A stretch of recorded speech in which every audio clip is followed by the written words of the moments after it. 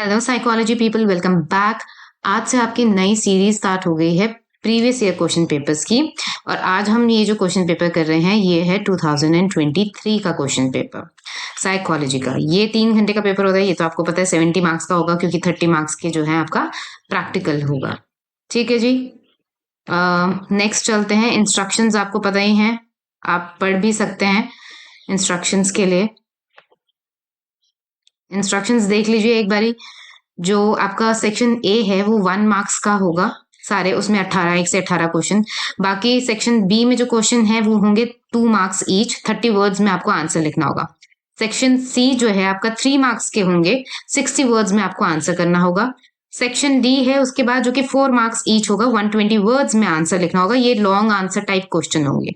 Section E में भी long answer type question होंगे, जिसमें जो भी 6 मार्क्स के होंगे, 200 वर्ड्स के इसके आंसर लिखने होंगे। एंड फाइनली सेक्शन एफ, जिसमें 2 केस स्टडीज होंगी, 2 मार्क्स की द क्वेश्चंस होंगे। Each case study has 2 question, तो 2 केस स्टडी होंगी आपके पास, और हर केस स्टडी में 2 क्वेश्चन होंगे जो कि 2-2 मार्क्स के होंगे। और उन 2 मार्क्स के जो क्वेश्चन होंगे उनका 30 वर्ड्स में आपको आंसर लिखना है। तो ये है आपके इंस्ट्रक्शंस। इस तरीके से आपका क्वेश्चन पेपर सेट हुआ है। This is your section A, जिसमें 1 मार्क्स के क्वेश्चन है, एमसीक्यू टाइप्स के। सो विजय के जो पेरेंट्स हैं, Vijay parents are confuse as to what subjects should he choose in grade 11। तो विजय के जो पेरेंट्स हैं वो कंफ्यूज हैं कि उसको ग्रेड 11 में, क्लास 11 में कौन से सब्जेक्ट्स चूज करने चाहिए, क्योंकि उनको नहीं पता कि उसकी स्ट्रेंथ क्या है। तो वो स्कूल काउंसलर के पास जाते हैं एप्टीट्यूड टेस्ट लेने के लिए। तो आपको क्या लगता है कौन सा फॉर्म ऑफ एप्टीट्यूड टेस्ट जो है उसको लेना चाहिए? स्कूल काउंसलर उसको कौन सा एप्टीट्यूड टेस्ट देगा ना? सबसे पहले तो आपको पता होना चाहिए एप्टीट्यूड टेस्ट क्या होता है। एप्टीट्यूड टेस्ट आपके पोटेंशियल के बारे में बात करता है, राइट? मतलब आप में क्या पोटेंशियल है, राइट? कि अगर आपको ट्रेनिंग दी जाए तो आप उसमें बेहतर कर पाएंगे ना। देखिए ऑप्शंस देखिए, specialize, independent, journalize and vocational. अगर वो क्लास 11th का स्टूडेंट है, क्लास 12th के बाद हम वोकेशनल कोर्सेज के बारे में बात करते हैं कि क्या क्या वोकेशनल कोर्सेज हम कर सकते हैं। तो वोकेशनल तो आंसर नहीं होगा इसका, वो तो स्ट्रेट अवे आप कट कर दो। अगर आपने ध्यान से पढ़ा हो तो आपको पता होगा कि स्पेशलाइज्ड और इंडिपेंडेंट सेम चीज है। ठीक है, इंडिपेंडेंट और स्पेशलाइज सेम चीज है। ये मैं आपकी बुक में इसका बता देती हूँ इसको। ये देखिए चैप्टर नंबर 1 में अगर आप आएंगे तो आपको पता चलेगा कि 2 तरीके के एप्टीट्यूड टेस्ट होते हैं। एक होता है इंडिपेंडेंट, इंडिपेंडेंट को स्पेशलाइज्ड भी कहा जाता है, और मल्टीपल, जिसको जनरलाइज्ड भी कहा जाता है। तो आपके क्वेश्चन में इंडिपेंडेंट और स्पेशलाइज दिया हुआ है, जो कि ये सेम ही चीज है, इंडिपेंडेंट और स्पेशलाइज। और जनरलाइज का मतलब है मल्टीपल। ठीक है ना? अगर आप देखें तो इंडिपेंडेंट जो है, स्पेशलाइज्ड एप्टीट्यूड टेस्ट जो है वो कौन से होते हैं? वो होते हैं जैसे कि क्लैरिकल एप्टीट्यूड टेस्ट हो गया, मैकेनिकल हो गया। ठीक है, क्लैरिकल जॉब के लिए न्यूमेरिकल एबिलिटी किसी की बहुत अच्छी है, मैकेनिकल एबिलिटी किसी की बहुत अच्छी है, टाइपिंग स्पीड जैसे चेक करते हैं तो टाइपिंग एप्टीट्यूड। ये सारे आपके इंडिपेंडेंट एप्टीट्यूड टेस्ट हैं। ठीक है, तो ये यहाँ तो आपको पता है कि आपकी एबिलिटी क्या है, उसके हिसाब से है। बट मल्टीपल कौन से होते हैं? Multiple aptitude tests exist in the form of test batteries, which measures aptitude of several separate and homogeneous area. Multiple aptitude test वो होते हैं जिसमें आप काफी सारे homogeneous areas को एक साथ मेजर कर सकते हैं। टेस्ट बैटरीज होते हैं, राइट? और मल्टीपल को क्या बोलते हैं? जनरलाइज्ड।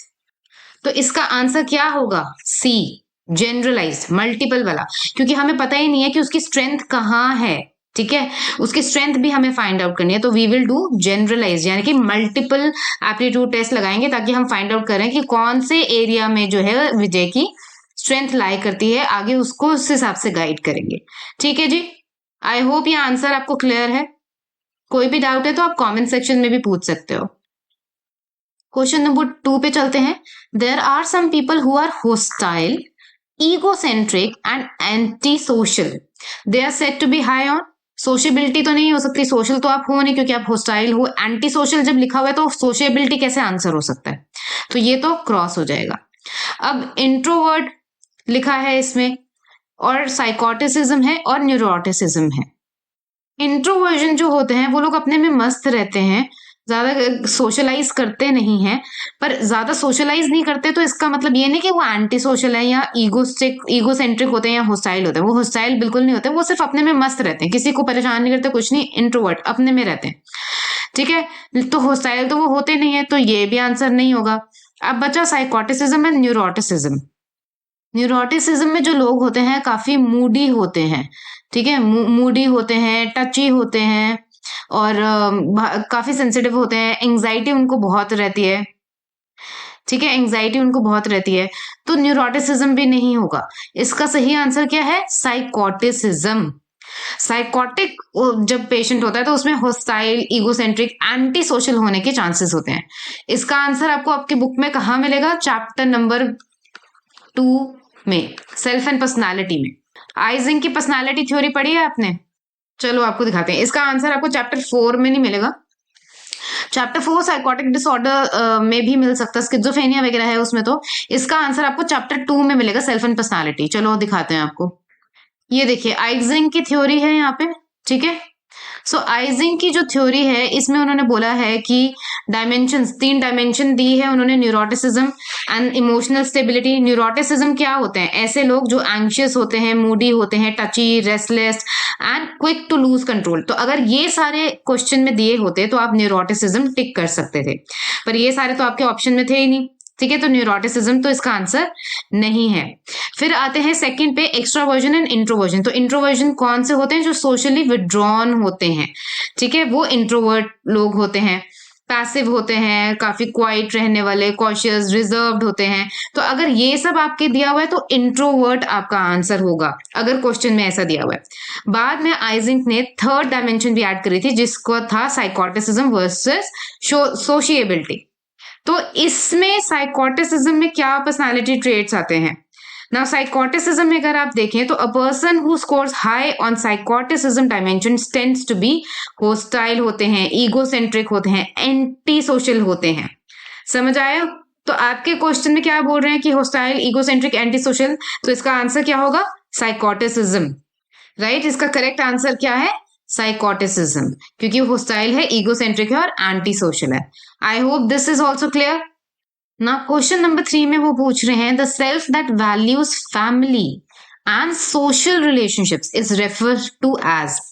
ऐसा हमारा सेल्फ जो कि फैमिली को वैल्यू करता है, सोशल रिलेशनशिप को वैल्यू करता है, उसको क्या कहते हैं?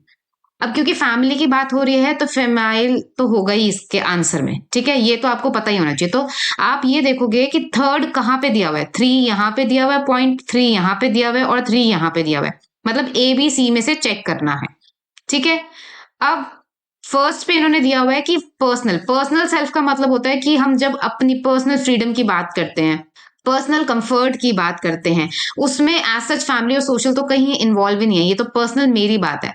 तो फर्स्ट मतलब ए आंसर तो नहीं होगा। अब आपके पास ऑप्शन में क्या बचा है? बी और सी। और इसके अगर आप बी देखें तो बी भी इसका करेक्ट आंसर है और सी भी करेक्ट आंसर है। इन दोनों में से आप कुछ भी आंसर चूज कर सकते हैं। ठीक है, मतलब कि हमारे सेकंड और 3 सोशल, फेमिलियल और रिलेशनल, तो मतलब बी का जो आंसर है 2 और 3, अगर आपने 2 और 3 बोला है तो ये भी करेक्ट आंसर है, और अगर आपको ने 3 और 4 बोला है तो ये भी करेक्ट आंसर है। दोनों ही करेक्ट आंसर है। क्यों? क्योंकि सोशल, फेमिलियल और रिलेशनशिप, हमारा जो सोशल रिलेशनशिप है वो तो सोशल सेल्फ में आ गया, लेकिन फेमाइल और रिलेशन सेल्फ अलग नहीं होता है। ये भी आपको चैप्टर 2 में मिल जाएगा इसका आंसर। चलो देखते हैं। ये देखो चैप्टर 2 में क्या कह रहा है कि हमारा जो सोशल सेल्फ है emerges in relation with others, और एम्फसाइज करता है aspect such as cooperation, unity, affiliation, sacrifice, हमारा सोशल सेल्फ। और ये जो सेल्फ वैल्यू करता है फैमिली एंड सोशल रिलेशनशिप, उसको हम क्या कहते हैं? Familial and relational self. तो इसीलिए यहां पर जो है आंसर में फैमिलियल और रिलेशन दोनों ही करेक्ट हैं। तो अगर किसी ने बी आंसर दिया है या सी आंसर दिया है, दोनों ही इसके जवाब सही माने जाएंगे।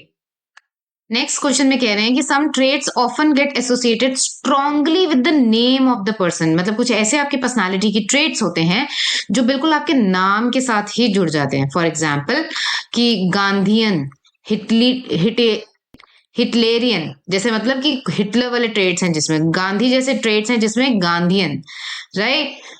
तो उन ट्रेड्स को क्या कहते हैं, सेंट्रल, सेकेंडरी, सरफेस या कार्डिनल? इसका आंसर भी आपको चैप्टर 2 सेल्फ और पर्सनालिटी वाले में मिलेगा। ये कौन सी थ्योरी है? ऑलपोर्ट की थ्योरी है ये। और ऐसे ट्रेड्स को हम बोलते हैं कार्डिनल ट्रेड्स। कार्डिनल ट्रेड्स क्यों बोलते हैं? क्योंकि ये हमारी सबसे ज्यादा डोमिनेट करते हैं हमारी पर्सनालिटी को, ठीक है। मतलब ये हमारी पर्सनालिटी को सबसे ज्यादा डोमिनेट करते हैं, इसी से डिफाइन होता है, जैसे हिटलर का हिटलेरियन या गांधीयन। तो इसलिए इसको, ये आपकी बुक में कहाँ मेंशन है, चलिए देखते हैं। देखिए गॉर्डन की ऑलपोर्ट थ्योरी जो है वहां पे दिया हुआ है कि ये जो कार्डिनल ट्रेट्स हैं, राइट, सो ये जो कार्डिनल ट्रेट्स हैं, they are highly generalized disposition होते हैं। They indicate the goal around which a person's entire life revolve. तो मतलब ये ऐसे गोल्स होते हैं जिसके आसपास हमारी पूरी जिंदगी रिवॉल्व होती है, जैसे कि महात्मा गांधी की नॉन वायलेंस के लिए, हिटलर की नाजीज्म के लिए। कुछ एग्जाम्पल है कार्डिनल ट्रेट्स के। समझ आया कि मतलब पूरा ही, such traits often get associated with name of the person. तो मतलब ये ऐसे चीजें हैं जो आपके एसोसिएट होती हैं आपके नाम से strongly, that they drive such identities as Gandhian और हिटलेरियन ट्रेट। ओके, तो इसलिए इसका आंसर है कार्डिनल, और ऑलपोर्ट की थ्योरी है ये।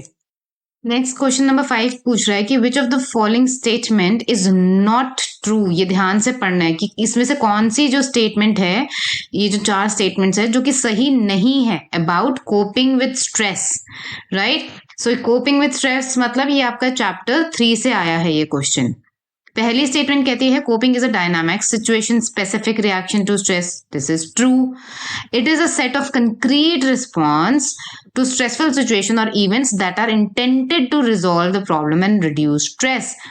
तो ये कह रहे हैं कि जो कोपिंग स्ट्रेटजीज हैं बेसिकली कंक्रीट रिस्पॉन्स होती है जो स्ट्रेसफुल इवेंट्स को या सिचुएशंस को रिजॉल्व करना चाहते हैं, प्रॉब्लम को, और स्ट्रेस रिड्यूस करना चाहते हैं। तो ये तो सही बात है।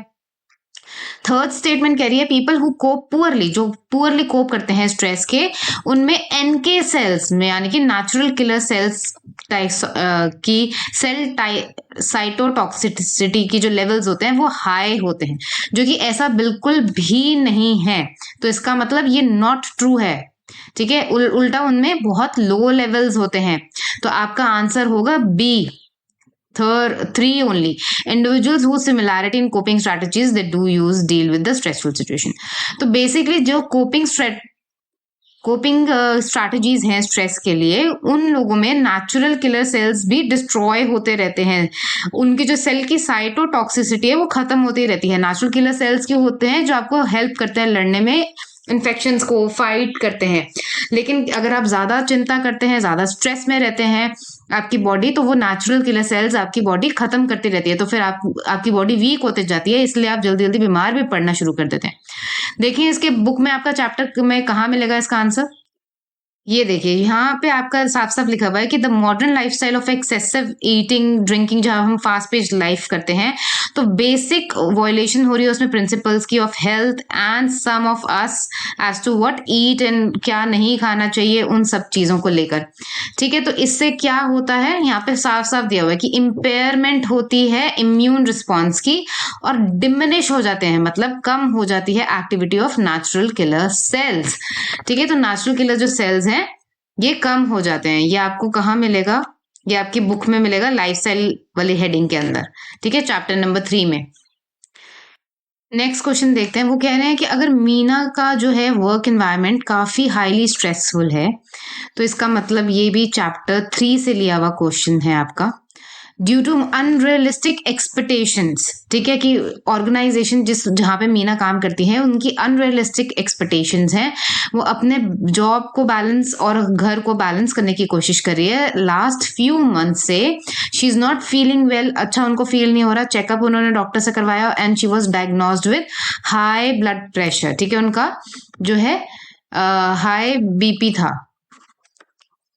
हाई था उनका बीपी, ठीक है। According to general adaptation syndrome, GAS, अगर आपको पता हो, ये सब हमने पढ़ा है। तो जनरल एडाप्टेशन सिंड्रोम के चलते वो कौन सी स्टेज पे हैं इस टाइम पे? अलार्म रिएक्शन, एग्जॉस्शन, रेजिस्टेंस या अडाप्टेशन। अगर आपको याद हो तो अडाप्टेशन तो कोई स्टेज ही नहीं है, 3 ही स्टेजेस हैं, अलार्म रिएक्शन की, रेजिस्टेंस की और उसके बाद एग्जॉस्शन की। ये स्टेज नंबर 1 है, ये स्टेज नंबर 2 है, ये स्टेज नंबर 3 है। और उनको हाई बीपी है, काफी महीनों से वो स्ट्रेस से लड़ रही हैं और उनकी तबीयत बिल्कुल भी ठीक नहीं है, बिगड़ गई है। तो ये कौन सी स्टेज है? रेजिस्टेंस की नहीं, ये स्टेज है एग्जॉस्शन की। चलो इसको बुक में देखते हैं। देखिए, ये दी थी हैंस सेले की दी हुई अप्रोच है, ये जर्नल एडेप्टेशन सिंड्रोम। इसमें अलार्म रिएक्शन की स्टेज है, रेजिस्टेंस की है और एग्जॉस्शन की है। तो इसका मतलब कि कोई एडेप्टेशन की स्टेज तो है ही नहीं। और एग्जॉस्शन की स्टेज में क्या होता है, कंटिन्यू अगर एक्सपोजर रहे, स्ट्रेसर रहे, तो आपकी बॉडी में सब ड्रेन होने लगता है, सारे रिसोर्सेज खत्म होने लगते हैं, जिसकी वजह से हम एग्जॉस्शन की स्टेज पे आते हैं।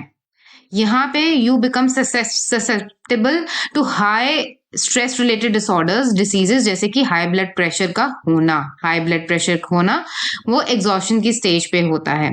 तो वो उसका क्वेश्चन का आंसर एग्जॉशन स्टेज है जर्नल एडेप्टेशन सिंड्रोम की, right. So this is your answer. Next question देखते हैं, question number 7। Wasim is always brushing everything under the carpet. Wasim एक पर्सन है जो हर चीज को ही is brushing under the carpet, मतलब हर चीज को बस मतलब दरकिनार करे जा रहा है। And refuse to face the stressor, जो भी उसकी लाइफ के स्ट्रेसर हैं वो ना उनको एक्सेप्ट करना चाहता है ना उनको फेस करना चाहता है। फेस तो छोड़ो, उनको एक्सेप्ट भी नहीं करना चाहता। Now with the help, which kind of unhelpful habit is this? उसकी जो हैबिट है ये कौन सी अनहेल्पफुल हैबिट है? तो देखो, फॉरगेटफुलनेस तो नहीं हो सकती। फॉरगेटफुलनेस क्यों नहीं हो सकती? क्योंकि ऐसा नहीं है कि वो भूल गया है किसी काम को, वो बस जानबूझ के चीजों को अवॉइड कर रहा है, उसको एक्सेप्ट नहीं करना चाहता उस स्ट्रेसर को, ठीक है। सो फॉरगेटफुल इसका आंसर नहीं है। परफेक्शनिज्म काम करेगा तो परफेक्शनिज्म की बात की जा सकती है, तो परफेक्शनिज्म भी इसका आंसर नहीं है। प्रोक्रेस्टिनेशन होता है कि उसको टालते रहना, बट ये भी आपके चैप्टर 3 में से आया है, ठीक है। क्वेश्चन अगर आपने ठीक से पढ़ा हो तो ये एंडलर एंड पार्कर की जो कोपिंग स्ट्रैटेजीज हैं, क्योंकि स्ट्रेस हो रहा है, स्ट्रेसर से डील कर रहा है, स्ट्रेस हो रहा है, तो ये इसका आंसर है अवॉइडेंस, ठीक है। वो काम को अवॉइड करना चाहता है। बुक में देखते हैं कि इसका आंसर कहाँ है। ये देखिए, एंडलर एंड पार्कर की जो थ्योरी है उसमें से टास्क ओरिएंटेड स्ट्रैटेजी होती है, एक इमोशनल ओरिएंटेड स्ट्रैटेजी होती है, और थर्ड स्ट्रैटेजी होती है कोपिंग विद स्ट्रेस की अवॉइडेंस ओरिएंटेड स्ट्रैटेजी। इसमें हम डिनाई करते हैं, मिनिमाइज करते हैं जो सीरियसनेस ऑफ द सिचुएशन है उसको, और कॉन्शियसली सप्रेस करते हैं, मतलब जिस चीज से हमें परेशानी हो रही है उसको, चीजों को अंडर द कार्पेट थ्रो करते रहते हैं। और हम क्या करते हैं इसके बदले में? भाई काम नहीं करेंगे, टीवी देखने लग जाएंगे, फ्रेंड से कैचअप कर लेंगे, and then we try to meet with other people. तो इस तरीके से टाइम पास करते रहेंगे लेकिन काम नहीं करेंगे, क्योंकि इतना ही ज्यादा स्ट्रेस हो रहा है, उसको डील नहीं करना चाह रहे, ठीक है। तो इसका जो आंसर है वो है अवॉइडेंस, करेक्ट आंसर है। Now comes question number 8। Question number 8 क्या कह रहा है कि कौन सी स्टेटमेंट जो है ट्रू है अबाउट डायथीसिस स्ट्रेस मॉडल?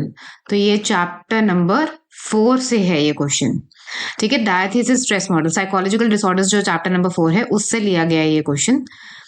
तो पहला स्टेटमेंट है presence of some biological aberration which may be inherited, मतलब जेनेटिक्स की बात हो रही है। तो हाँ, some people are prone to certain psychological disorder because of their genetics. तो ये स्टेटमेंट तो देखो ट्रू है ना। वो कह रहे हैं फिजियोलॉजिकल, मतलब फिजियोलॉजिकल जैसे कमर में दर्द होना, पेट में दर्द होना, फिजियोलॉजिकल डिसऑर्डर्स की बात कर रही है, शारीरिक तौर पे। तो फिजियोलॉजिकल डिसऑर्डर्स डेवलप करते हैं क्योंकि कॉम्बिनेशन ऑफ साइकोलॉजिकल प्रीडिस्पोजिशन है एंड स्ट्रेसेस है। तो नहीं, ऐसा तो नहीं है।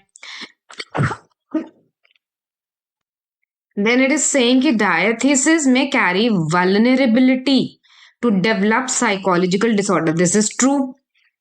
Diathesis में क्या होता है कि वल्नरेबिलिटी तो होती है कि आप साइकोलॉजिकल कोई डिसऑर्डर कैच कर सको, क्योंकि ये इनहेरिटेड है, मतलब बायोलॉजिकल इसमें जेनेटिक्स इन्वॉल्व होते हैं। सो ये स्टेटमेंट ट्रू है। Then fourth statement say absence of pathogenic stressor that may lead to psychopathology. So this is also not correct. So आज जाके हमारे पास क्या बचा, फर्स्ट एंड थ्री। तो फर्स्ट एंड थर्ड स्टेटमेंट, मतलब इसका आंसर होगा B. Statement number 1 and 3 are true about diathesis model. So let's see, ये है आपका डायथेसिस मॉडल, और डायथेसिस मॉडल कहता ही यही है कि कहीं ना कहीं बायोलॉजिकल फैक्टर्स इन्वॉल्व होते हैं। तो कुछ स्ट्रेसर आता है एनवायरनमेंट से, कुछ बायोलॉजिकल फैक्टर्स होते हैं, और फिर वहां पे एक साइकोलॉजिकल डिसऑर्डर होने के चांसेस होते हैं। ठीक है, मतलब कुछ बायोलॉजिकल फैक्टर्स होते हैं, कुछ स्ट्रेसर होता है जहां से जो है साइकोलॉजिकल डिसऑर्डर होने के चांसेस होते हैं। सो इसीलिए इसका नाम डायथेसिस है। दो चीजें इन्वॉल्व हैं यहाँ पे, एक तो बायोलॉजिकल फैक्टर प्रीडिस्पोजिशन है, जेनेटिक फैक्टर इन्वॉल्व है, ठीक है, और स्ट्रेसर इन्वॉल्व है। तो देखिए वो लाइन यहाँ पे लिखी हुई है कि डायथेसिस में carry a vulnerability to develop a psychological disorder, जो आपके यहाँ पर स्टेटमेंट में भी दी हुई है, डायथेसिस में carry vulnerability to develop a psychological disorder. तो ये स्टेटमेंट तो ट्रू है कि एक वल्नरेबिलिटी कहते हैं कि आप साइकोलॉजिकल डिसऑर्डर हो सकता है, ऐसा एजम्पशन है, लाइक कैच कर सकते हो आप साइकोलॉजिकल डिसऑर्डर, तो वो हो सकता है। सो डायथेसिस ये मॉडल तो कहता ही है। साथ में प्रेजेंस ऑफ सम बायोलॉजिकल एब्रीरेशन तो है ही, मतलब कहीं ना कहीं तो जेनेटिक्स इन्वॉल्व हैं। तो ये देखिए कि भाई जेनेटिक्स कहाँ से इन्वॉल्व है, जब लिख रहा है कि बायोलॉजिकल प्रीडिस्पोजिशन है टू द डिसऑर्डर, तो कहीं ना कहीं जेनेटिकल कंपोनेंट तो आता ही है। ठीक है, तो स्टेटमेंट इसमें जो है फर्स्ट एंड 3 जो है स्टेटमेंट ट्रू होगी, राइट। नेक्स्ट क्वेश्चन कह रहा है कि कुछ लोग जो हैं they are unable to prevent themselves from specific ideas जो कि रिपीटेडली कैरी आउट करते हैं। ठीक है, मतलब कि बार बार एक ही आइडिया, यानी कि एक ही थॉट, ठीक है, एक ही थॉट जो है बार बार आपके दिमाग में घूम रहा है, जिसकी वजह से आपकी जो डेली लाइफ की फंक्शनिंग है वो डिस्टरप्ट हो रही है। मतलब कि आपकी जो डेली लाइफ की फंक्शनिंग है वो भी आप ठीक से कर नहीं पा रहे। And carrying out set actions, मतलब कुछ ऐसे एक्शंस भी है जो बार बार हो रहे हैं।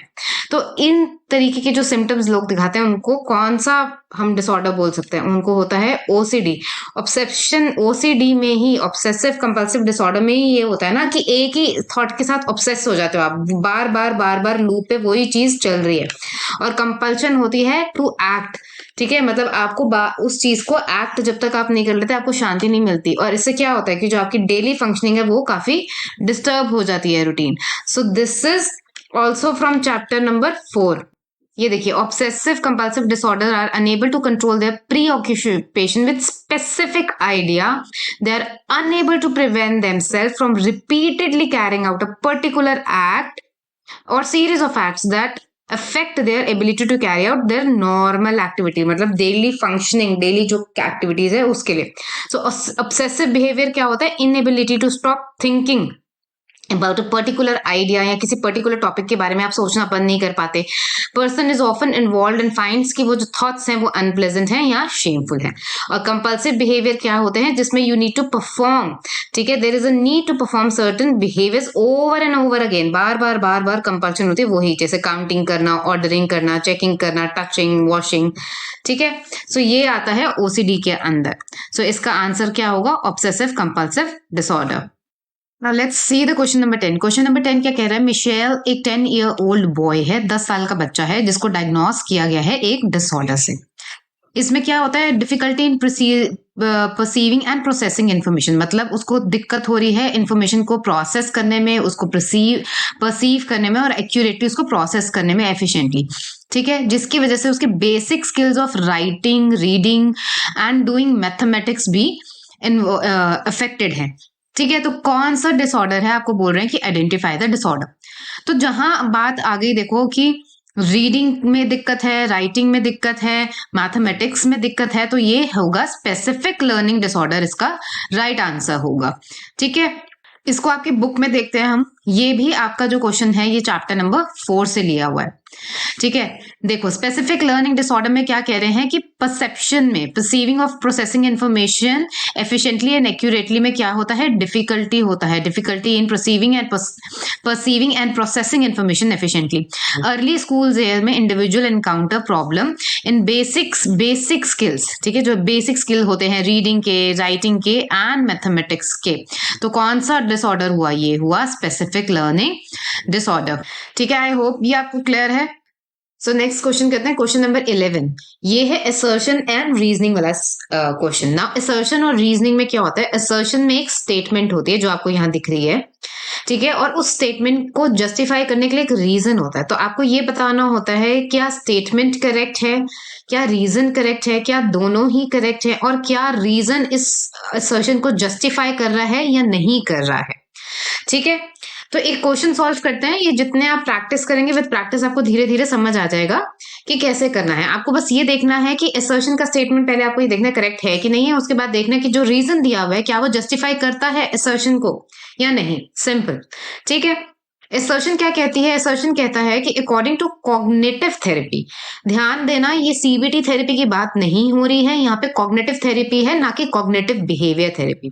ठीक है, सो कॉग्निटिव थेरेपी जो है वो कहती है कि चाइल्डहुड एक्सपीरियंसेस, बचपन के जो एक्सपीरियंसेस होते हैं, जो हमें हमारी फैमिली प्रोवाइड करती है, हमारी सोसाइटी प्रोवाइड करती है, वो एक कोर्स स्कीमा एक बच्चे का डेवलप कर देते हैं. ठीक है, कि ऐसे ही होता है, ये चीजें ऐसे हैं. सो उन कोर्स स्कीमा से हमारे बिलीफ सिस्टम बनते हैं कि चीजें कैसे होनी चाहिए, कैसे होती हैं, और वैसे ही फिर उसके बाद हमारे बिलीफ सिस्टम जैसे होते हैं वैसे हम एक्शन लेते हैं. हमारे एक्शन पैटर्न एक इंडिविजुअल के वैसे ही होते हैं. ठीक है, ये है कॉग्निटिव थेरेपी. इसकी रीजनिंग उन्होंने दी है कि इस थेरेपी में इरैशनल बिलीफ जो होते हैं हमारे, वो मीडिएट करते हैं बिटवीन एंटीसीडेंट इवेंट्स. मतलब इरैशनल बिलीफ जो है वो एंटीसीडेंट इवेंट्स और उनके कॉन्सिक्वेंसेस के बीच में होते हैं, मीडिएट करते हैं. तो क्या ये रीजन ठीक है दोनों स्टेटमेंट्स का?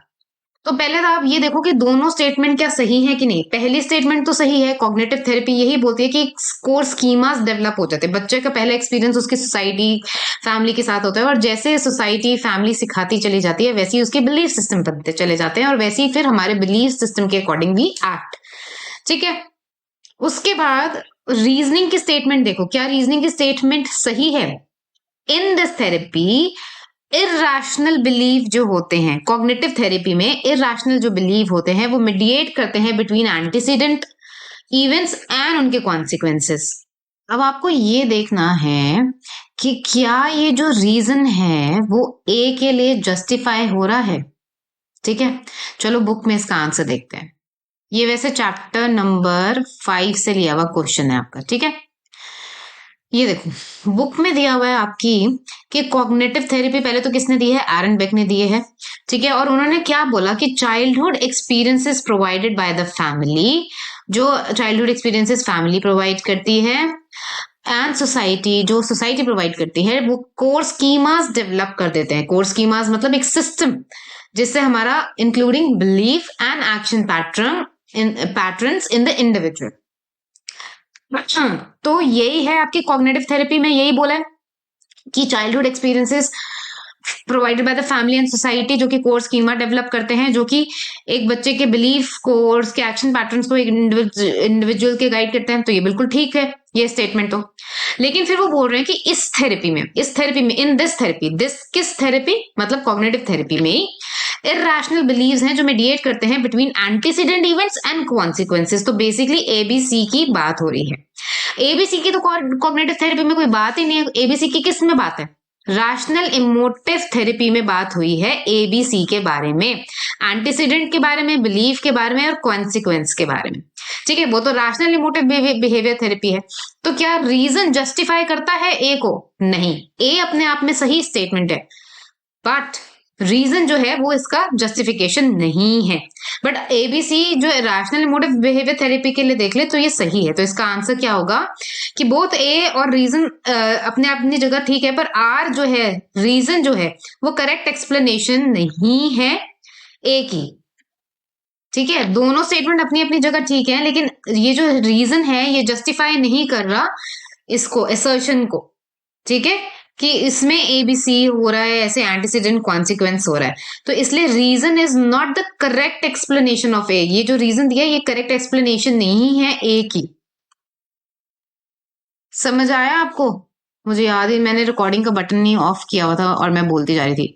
देखो मैं एक बार फिर से समझा देती हूँ कि क्या हुआ यहाँ पे। कॉग्निटिव थेरेपी, ये देखो आपकी बुक में कॉग्निटिव थेरेपी के अंदर रैशनल इमोटिव थेरेपी दी हुई है और इसी के अंदर एरन बेक की थेरेपी भी दी हुई है। एल्बर्ट एलिस की रैशनल इमोटिव थेरेपी भी इसके अंदर है और एरन बेक की जो है कॉग्निटिव थेरेपी, ये नीचे आते जाएंगे, यहाँ पे आपको मिल जाएगी ये कॉग्निटिव थेरेपी एरन बेक की।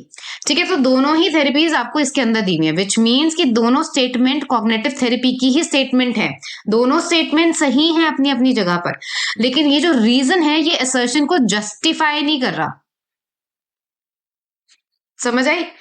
तो इसलिए हम बी को चुनेंगे कि असर्शन भी ठीक है, रीजनिंग भी ठीक है, लेकिन जो रीजनिंग है, जो हमारा रीजन है, it is not the correct explanation of A. ये असर्शन की जो है करेक्ट एक्सप्लेनेशन नहीं है, ये ठीक से जस्टिफाई नहीं कर रहा ए को। क्यों? क्योंकि ये जो एबीसी हम देख रहे हैं यहाँ पे, एंटीसीडेंट कॉन्सिक्वेंसेस बिलीफ, एबीसी, ये आरएटी की थेरेपी में होता है। और ये जो हम कोर्स स्कीमास की बात कर रहे हैं, ये कॉग्निटिव थेरेपी जो कि एरन बेक ने दी है उसकी बात हो रही है। तो दोनों अलग अलग थेरेपीज है, दोनों स्टेटमेंट अपनी अपनी थेरेपी के हिसाब से सही है, लेकिन जो रीजनिंग है वो ए को जस्टिफाई नहीं कर रही है। ठीक है, इसलिए इसका आंसर होगा बी।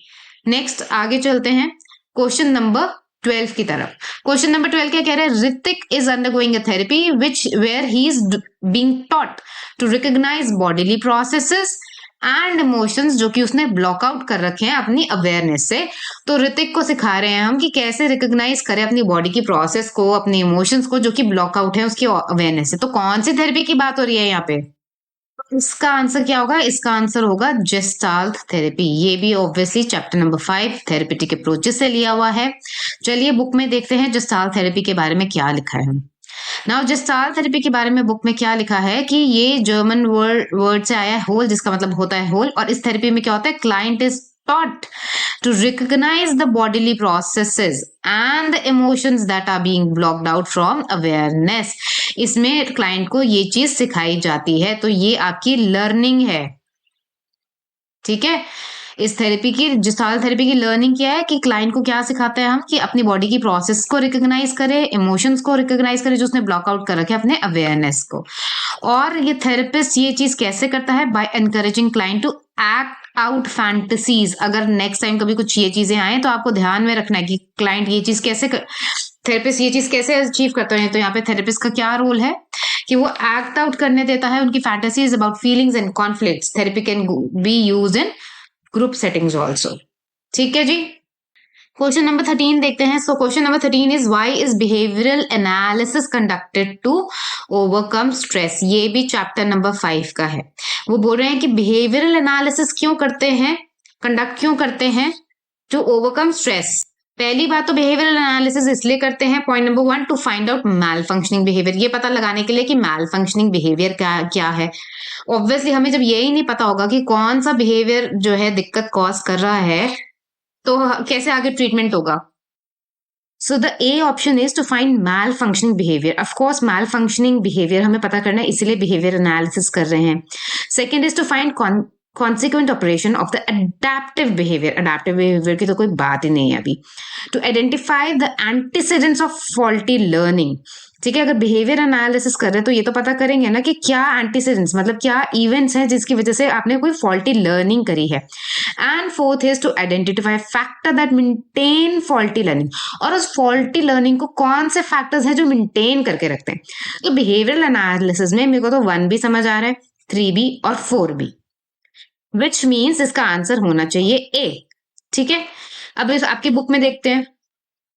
सो देखो यहाँ पे क्या दिया हुआ है कि behavioural analysis is conducted to find out malfunction, number 1 malfunctioning behaviours, number 2 antecedents of the faulty learning, and number 3 factors जो मेंटेन करके रखते हैं एंड कंटिन्यू करते हैं वो फॉल्टी लर्निंग।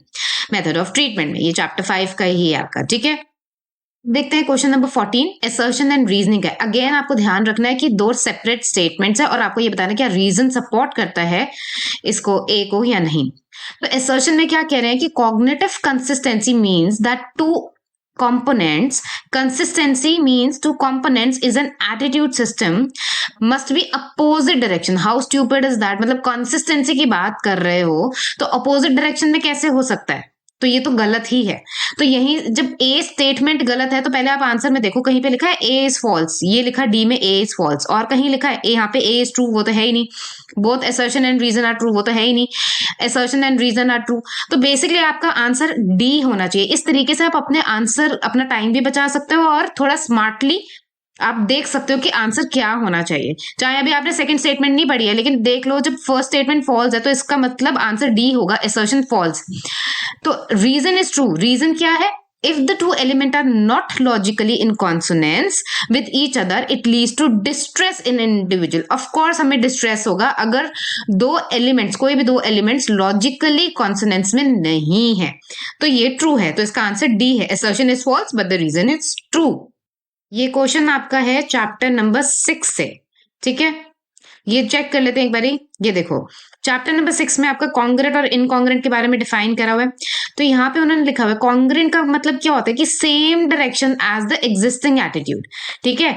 मतलब कि positive attitude will become more positive और नेगेटिव एटीट्यूड में बिकम मोर नेगेटिव। इनकॉन्ग्रेंट का क्या मतलब होता है कि ऑपोजिट डायरेक्शन में जो एग्जिस्टिंग एटीट्यूड है, for example positive attitude become less positive and negative, और negative attitude becomes less negative और पॉजिटिव।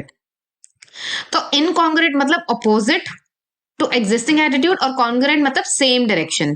तो यहाँ पे कॉग्निटिव कंसिस्टेंसी होने के लिए ऑपोजिट डायरेक्शन नहीं, सेम डायरेक्शन होता तो ये सही होती स्टेटमेंट, पर ऑपोजिट लिखा है तो ये स्टेटमेंट गलत है। और यहाँ पे इन्होंने लिखा है two elements that are not logically in consonance, तो वो it will lead to distress, है ना, ठीक है। कोई भी डाउट हो ना कभी भी तो कमेंट सेक्शन में पूछ लेना। नेक्स्ट क्वेश्चन कह रहा है कि अश्वनी का जो एक रूममेट था कॉलेज में, who belong to a particular state, किसी एक पर्टिकुलर स्टेट को वो बिलोंग करता था और वो बहुत ही रूड और सेल्फिश था टूवर्ड्स हिम, मतलब अश्वनी के साथ वो बहुत रूड और सेल्फिश था। तो अश्वनी ने क्या करा, उसको फ्रेंड नहीं बनाया, डज नॉट befriend him और employ people from this state. आगे चल के वो इस स्टेट के लोगों को एम्प्लॉय भी नहीं करता, एंड ही फील्स कि सारे ऐसे लोग जो उस स्टेट को बिलोंग करते हैं वो सारे के सारे इम्पोलाइट होते हैं। तो ये किस चीज का एग्जाम्पल है? सेल्फ फुलफिलिंग प्रोफेसी का, कर्नल ऑफ ट्रूथ का, स्केप गोटिंग का, या सोशल कॉग्निशन का? तो देखो सोशल कॉग्निशन तो है ही, मतलब कहीं ना कहीं उसने अपना कॉग्निशन तो बना लिया ना, अपना मेंटल स्टेट, ऐसा थॉट तो बना लिया ना कि इस स्टेट को बुलाओ। एक एक्सपीरियंस हुआ उसको, एक पर्सन उस स्टेट का रूड और सेल्फिश निकला और उसने पूरा अपना बना लिया कि इस स्टेट को जो भी बिलोंग करता है वो रूड और सेल्फिश ही होता है, ठीक है। तो सोशल कॉग्निशन मेरे हिसाब से सही आंसर है, बट सेल्फ फुलफिलिंग प्रोफेसी भी इसका सही आंसर हो सकती है, क्योंकि उसने उस स्टेट को वो बिलोंग करता था और उसने रूड और सेल्फिश करके ना, मतलब खुद ही अपने बिहेवियर से प्रूव कर दिया कि हाँ यार, मतलब हम लोग तो फ्रेंड बनाने के लायक ही नहीं है। इसको एक बार देख लेते हैं आपके चैप्टर में, ये चैप्टर नंबर 6 से आया हुआ क्वेश्चन है, ठीक है। ये देखो सोशल कॉग्निशन की बात करें, प्रेजुडिस एंड डिस्क्रिमिनेशन में, तो सोशल कॉग्निशन की बात कर रहे हैं कि सोशल कॉग्निशन क्या होता है। सोशल कॉग्निशन एक ऐसा स्टीरियोटाइप करना होता है, cluster of ideas regarding the characteristics of a specific group. जैसे अश्वनी ने बना लिया ना क्वेश्चन में कि यार ऐसे सारे लोग रूड होते हैं, सेल्फिश होते हैं, तो ऐसे ही वो यहाँ पे बोल रहे हैं कि सोशल कॉग्निशन मतलब कि स्टीरियोटाइप कर देना, क्लस्टर ऑफ आइडिया बना लेना किसी कैरेक्टरिस्टिक्स को लेके, एक स्पेसिफिक ग्रुप को लेके। जैसे उसने बना लिए कि इस स्टेट के लोग जो है सारे रूड और सेल्फिश होते हैं। तो सोशल कॉग्निशन सही आंसर है, बट इसका सही आंसर सेल्फ फुलफिलिंग प्रोफेसी के लिए भी मार्क्स दिए हुए हैं। ये देखो सेल्फ फुलफिलिंग प्रोफेसी में क्या लिखा है, इन सम केसेस द ग्रुप, जो टारगेट ग्रुप होता है जिसके साथ प्रेडिजस हो रहा होता है, वो जो टारगेट ग्रुप होता है वो बिहेव ही ऐसे करता है कि जस्टिफाई हो जाता है प्रेडिजस, यू नो, जिसकी वजह से नेगेटिव एक्सपेक्टेशंस होने लगती हैं, कंफर्म कर देते हैं वो खुद ही ऐसा। बट ये फिर भी मुझे आंसर इसका कम ही लग रहा है, ठीक है। मेरे हिसाब से इसका आंसर, सही आंसर सोशल कॉग्निशन होना चाहिए, जबकि सीबीएसई की तरफ से ए और डी दोनों के लिए ही मार्क्स दिए गए हैं। ए भी सही आंसर को काउंट किया गया है और डी भी एज अ सही आंसर काउंट गया है, but more appropriate will be social cognition, ठीक है। नेक्स्ट क्वेश्चन कह रहा है which of the following is not a factor that will lead to attitude change. ऐसा क्या है जो एटीट्यूड चेंज में हेल्प नहीं करेगा, ठीक है। तो मैसेज कैरेक्टरिस्टिक्स करेगा, सोर्स कैरेक्टरिस्टिक्स भी करेगा, टारगेट कैरेक्टरिस्टिक्स भी करेगा। तो क्या नहीं करेगा उन्होंने पूछा, तो करेक्ट आंसर क्या होगा हमारा, बी हमारा आंसर होगा एनवायरमेंटल कैरेक्टरिस्टिक्स। ये भी आपका चैप्टर नंबर 6 का क्वेश्चन है, देख लो। Factors that influence attitude change, उसमें पहला पॉइंट क्या है, कैरेक्टरिस्टिक्स दैट एग्जिस्टिंग, ठीक है, ऑल प्रॉपर्टीज टारगेट। तो ये रहा आपका सोर्स कैरेक्टरिस्टिक्स, जहां पे क्रेडिबिलिटी और अट्रैक्टिवनेस की बात हुई है। तो सोर्स टारगेट्स तो मतलब ये तो करता है एटीट्यूड चेंज में मदद, ठीक है। देन है, उसके बाद आया आपका मैसेज कैरेक्टरिस्टिक्स। तो मैसेज कैरेक्टरिस्टिक्स भी है, ठीक है, इमोशनल है, रैशनल है, ठीक है, तो ये भी हेल्प करता है एटीट्यूड चेंज में। ये देखो, तो मैसेज भी करता है, और वो तो पूछ रहे हैं कि कौन सा नहीं करता, तो ये भी आंसर नहीं है। देन इसके बाद मैसेज के बाद आता है आपका टारगेट वाला, ठीक है। नेक्स्ट है आपका कि टारगेट कैरेक्टरिस्टिक्स करता है कि नहीं करता है, ठीक है। तो ये टारगेट कैरेक्टरिस्टिक्स है जिसमें persuasibility, strong prejudice, self esteem, intelligence है। तो मतलब यहाँ पे टारगेट वाला भी करता है, क्या नहीं करता, फिर उन्होंने नॉट पूछा ना, not a factor that will lead to attitude change, वो होगा B, environmental characteristics. Next question पूछ रहे हैं, we all belong to different types of group, लेकिन अगर हम बात करें आर्म्ड फोर्सेस की, तो वो किस ग्रुप के अंदर आएंगे? What type of group will be the armed forces be if you join it? अगर आप कल को आर्म फोर्सेस ज्वाइन कर लेते हो तो फिर किस ग्रुप का हिस्सा बन जाओगे? Primary, secondary, formal, informal? Arm forces की बात आ रही है, डेफिनेटली फॉर्मल तो है क्योंकि ये एक ऑर्गेनाइजेशन है, राइट। और प्राइमरी तो वो होते हैं कि जैसे हमारी फैमिली है, हमारा रिलीजन है, we are born with it, you know, ये हम चूज नहीं करते, इसमें कोई ऑप्शंस नहीं है। तो प्राइमरी तो डेफिनेटली नहीं है, और इनफॉर्मल भी नहीं है। तो इसका आंसर क्या होगा? सेकेंडरी एंड फॉर्मल, 2 and 3 मतलब सी इसका आंसर होगा। सेकेंडरी ग्रुप क्यों है ये? सेकेंडरी इसलिए है क्योंकि हम चूज कर रहे हैं ना इसको, इट्स एन ऑर्गेनाइजेशन। ये आपके चैप्टर नंबर 7 से लिया है। चलो इसको भी देख लेते हैं एक बारी। ये देखो, प्राइमरी एंड सेकेंडरी ग्रुप की अगर बात करें तो क्या हो रहा है यहाँ पे, प्राइमरी ग्रुप्स वो होते हैं जो प्री एग्जिस्टिंग होते हैं, ठीक है, लेकिन सेकेंडरी ग्रुप ऐसे नहीं होते, जैसे हमारी फैमिली होती है, कास्ट, रिलीजन, प्राइमरी ग्रुप्स हैं ये सारे, ठीक है। लेकिन सेकेंडरी ग्रुप में ऐसा नहीं होता। कोई पॉलिटिकल पार्टी है तो अगर आप उसके मेंबर बन रहे हो तो आप चूज कर रहे हो, तो वो सेकेंडरी ग्रुप है, ठीक है। तो ये इसलिए सेकेंडरी ग्रुप है। और अगर आप क्या कहते हैं, फॉर्मल ग्रुप क्यों है? क्योंकि फॉर्मल ग्रुप में क्या होता है, एक्सप्लिसिटली और फॉर्मली सबके फंक्शन डिसाइड होते हैं। The functions of formal group are explicitly stated in case of an office organization, ठीक है। तो ये भी एक ऑर्गेनाइजेशन ही तो है, आर्म्ड फोर्सेस। तो यहाँ पे सबको सबकी पोस्ट पता होती है, सबको सबका पता होता है कि क्या किसने क्या फंक्शन परफॉर्म करना है। तो इसलिए इसका आंसर होगा secondary and formal. Next question है हमारा असर्शन एंड रीजनिंग का। असर्शन क्या है कि children from disadvantage home when adopted into a family with higher socio economic status exhibit large increase in intelligence score. This is absolutely true, ठीक है, कि adopted जो चिल्ड्रंस होते हैं, डिसएडवांटेज होम वाले जो चिल्ड्रंस होते हैं, जब उनको अडॉप्ट किया जाता है किसी हायर सोशियो इकोनॉमिक स्टेटस में, तो उनका इंटेलिजेंस स्कोर बढ़ जाता है। क्यों? क्योंकि उनको अच्छा फूड, अच्छा न्यूट्रिशन मिलने लगता है, अच्छी स्कूलिंग होने लगती है, सब बेहतर बेहतर होता चला जाता है। रीजन क्या है? एनवायरमेंटल डिप्राइवेशन जब होती है तो उसकी वजह से लोअर इंटेलिजेंस होती है, ठीक है। जैसे रिच न्यूट्रिशन फूड नहीं मिलता, गुड फैमिली बैकग्राउंड नहीं है, क्वालिटी ऑफ स्कूलिंग नहीं है, तो इंक्रीज कहां से होगा? तो दोनों ही स्टेटमेंट ट्रू है और आर समहाउ जस्टिफाई करता है ए को। तो इसका आंसर होगा ए।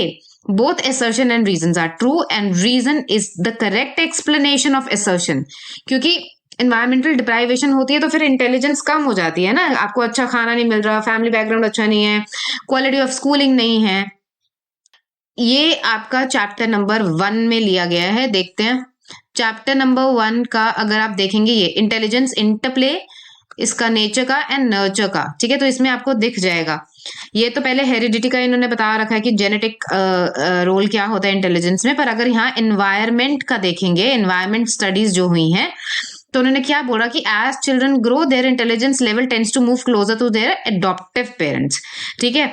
जो डिसएडवांटेज होम के फैमिलीज के बच्चे होते हैं विद हायर सोशल स्टेटस में, वो एग्जिबिट करते हैं large increase of intelligence score. यही बोल रहा है ना आपका स्टेटमेंट नंबर ए, कि डिसएडवांटेज होम के जब अडॉप्ट कर ले जाते हैं तो इंटेलिजेंस स्कोर उनका ज्यादा होता है। प्लस और क्या बात है कि देयर इज एन एविडेंस कि इन्वायरमेंटल डिप्राइवेशन जब होती है तो क्या होता है कि लोअर हो जाते हैं हमारे स्कोर्स। ऐसे क्यों हो जाता है? क्योंकि रिच न्यूट्रिशन नहीं मिलता, गुड फैमिली बैकग्राउंड नहीं है, क्वालिटी स्कूलिंग नहीं है, तो there is no increase in intelligence, ठीक है, डिक्रीज हो जाता है, जो कि आपकी सेकेंड लाइन है रीजनिंग वाली। सो इसका आंसर होगा बोथ आर करेक्ट, और रीजन भी जस्टिफाई करता है असर्शन को। ठीक है जी, बात करते हैं सेक्शन बी की। सेक्शन बी में आपको ये 2-2 मार्क्स के क्वेश्चंस हैं। सेक्शन बी में वो कह रहे हैं Adil, a young man who shows aggressive action and threatens and cause harm to people and animal and indulge in serious rule violation. तो मतलब एक यंग मैन है जिसका नाम आदिल है, ही शोज एग्रेसिव एक्शन दिखाता है, वो थ्रेटन करता है लोगों को, हार्म कॉज करता है, एनिमल्स को भी और लोगों को दोनों को कॉज करता है हार्म, इंडल्ज होता है, सीरियस रूल वायलेशन करता है। तो ये जो सिम्टम्स है ये कौन से डिसऑर्डर के बारे में बात कर रहे हैं, और प्लस आपको 2 other types of aggressive behaviour भी बताने हैं। तो इसका मतलब ये चैप्टर 4 से है, डिसऑर्डर वाले बिहेवियर से, ठीक है, जहां पे आपका है साइकोलॉजिकल डिसऑर्डर चैप्टर, और ये बात करते हैं कंडक्ट डिसऑर्डर की।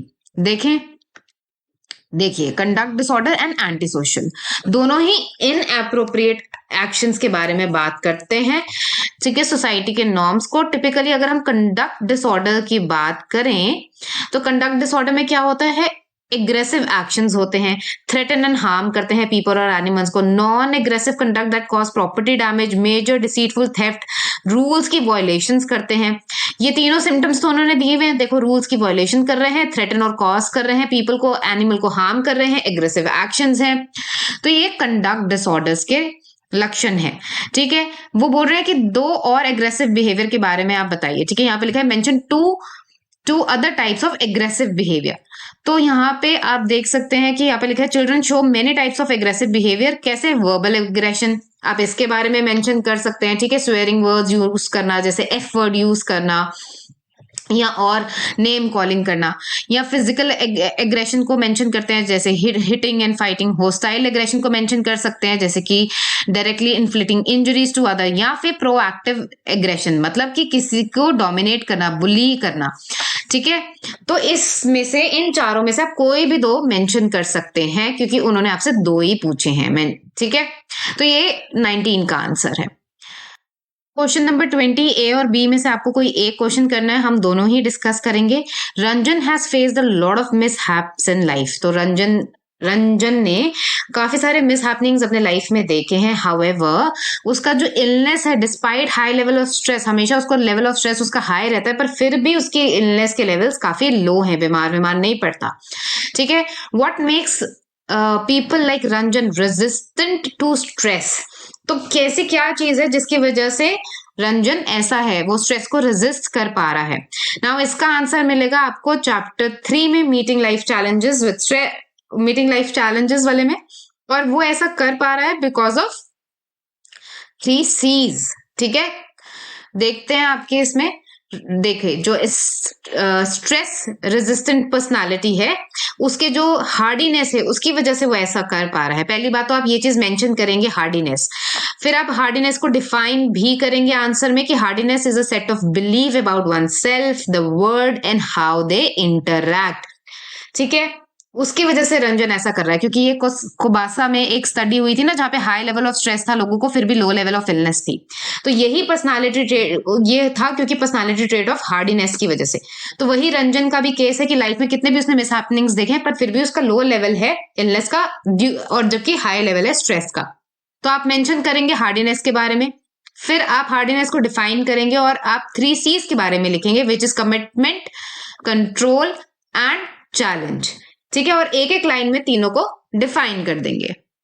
Second part of the question is कि नीरव के जो पेरेंट्स हैं रिसेंटली शिफ्ट हुए हैं बेंगलुरु में, and they have been busy settling him in a new city.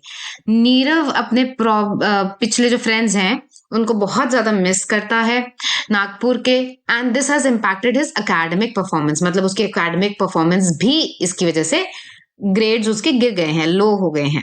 What is the source of इसका स्ट्रेस। तो जो उसको इतना स्ट्रेस हो रहा है जिसकी वजह से उसकी एकेडमिक परफॉर्मेंस भी पुअर हो गई है, तो इस सोर्स का, इस स्ट्रेस का सोर्स क्या है, एंड आपको other sources of stress as well बताने हैं। अगेन ये चैप्टर नंबर 3 से लिया गया है क्वेश्चन। और इसका भी आंसर मिलेगा आपको सोर्स ऑफ स्ट्रेस में। सोर्स ऑफ स्ट्रेस क्या होता है? एक तो लाइफ इवेंट, तो जो नीरव एक्सपीरियंस कर रहा है यहाँ पे, ठीक है, क्योंकि वो शिफ्ट हुए हैं बैंगलोर, और अपनी पूरी नागपुर सिटी से बैंगलोर जैसी सिटी में शिफ्ट होना इट्स नॉट इजी, ठीक है। तो पीछे बिल्कुल नया माहौल है, नई सिटी है, वहाँ की लैंग्वेज अलग है, तो एकेडमिक परफॉर्मेंस भी गिर रही है, फ्रेंड्स बनाने के लिए भी दिक्कत आ रही है क्योंकि लैंग्वेज भी अलग है, ठीक है। तो इसके लिए जो लाइफ इवेंट है, ये इसका आंसर है। लाइफ इवेंट की वजह से उसको स्ट्रेस हो रहा है। Changes both big and small, sudden and gradual effect our life from the moment we are born we learn to cope with small everyday changes, ठीक है। इसमें जैसे यहाँ पे लिखा है ना, प्लान्ड मूविंग टू हाउस हो या अनप्रेडिक्टेड कुछ हो, दोनों में ही ये मेजर लाइफ इवेंट्स होते हैं जो आपको इफेक्ट करेंगे। तो एक तो आपको लाइफ इवेंट लिखना है इसमें आंसर में, दूसरा आपको लिखना है हैसल, और तीसरा लिखना है ट्रॉमेटिक इवेंट। ये 3 लाइफ इवेंट्स हैं जो सोर्स ऑफ स्ट्रेस होते हैं, ठीक है। जैसे इन्होंने पूछा है ना कि state other sources of stress as well, तो वो ट्रॉमेटिक इवेंट्स हो जाएंगे और हैसल्स हो जाएंगे। और थोड़ा थोड़ा सबको डिफाइन करना है क्योंकि 2 मार्क्स का है, तो थोड़ा थोड़ा डिफाइन तो करना ही है, ठीक है। क्वेश्चन नंबर 21 पे आते हैं। Explain cognitive distortions, give an example of cognitive distortion that a client might be experiencing. इसका आंसर मिलेगा आपको चैप्टर नंबर 5 में, थेरेपेटिक अप्रोचेस में। कॉग्निटिव डिस्टॉर्शंस क्या होते हैं, कॉग्निटिव डिस्टॉर्शंस का एग्जाम्पल भी देना है आपको। सो कॉग्निटिव डिस्टॉर्शन क्या है? Cognitive distortions are the ways, ओहो, ठीक है। कॉग्निटिव डिस्टॉर्शंस क्या होता है? They are the ways of thinking which are general in nature but distort the reality in a negative manner. These patterns are thought are also called dysfunctional cognitive structure भी बोलते हैं इसको। Example में आप दे सकते हैं, जैसे इन्होंने दिया हुआ ना, जैसे for example nobody loves me, I am अगली, आई एम स्टूपिड, ठीक है, आई विल नॉट सक्सीड। तो ये आपके कॉग्निटिव डिस्टॉर्शंस है, मतलब रॉन्ग पैटर्न्स ऑफ थिंकिंग है। ऐसे नहीं हो सकता nobody loves me, what do you mean nobody loves you? Nobody on earth loves you, ऐसा तो नहीं है ना। एक जना प्यार नहीं करता तो आपने बोल दिया नोबडी लव्स मी, तो ये कॉग्निटिव डिस्टॉर्शंस है, ठीक है। Negative thoughts are persistent irrational thoughts basically, ठीक है। तो ये कॉग्निटिव आप डेफिनेशन लिखोगे और यहाँ से एग्जाम्पल लिख दोगे। नेक्स्ट क्वेश्चन देखें, नेक्स्ट क्वेश्चन देखते हैं। So question number 22। तो क्वेश्चन कह रहा है कि suppose you are a college student, आप एक कॉलेज स्टूडेंट है जो कि कंट्रीब्यूट करना चाहता है towards country's economy, right. So वो कह रहे हैं suggest a process that you will be using to bring attitude change amongst your peers towards buying only Indian goods and supports national economy. So देखिए attitude change की बात हो रही है, which means this is chapter number 6, right?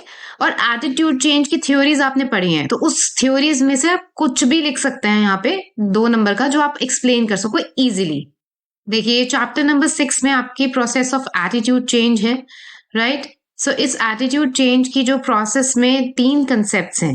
पहला है POX balance, but ये 2 number में बहुत ज्यादा डिटेल हो जाएगा एक्सप्लेन करने के लिए, आई वुड नॉट रिकमेंड कि आप ये लिखें, ठीक है। सेकंड थ्योरी हमारी कौन सी होती है? कॉग्निटिव डिसोनेंस की, लियोन फिस्टिंगर ने दी है। अगर आपको ये थ्योरी इजी लगती है तो आप ये लिख सकते हैं।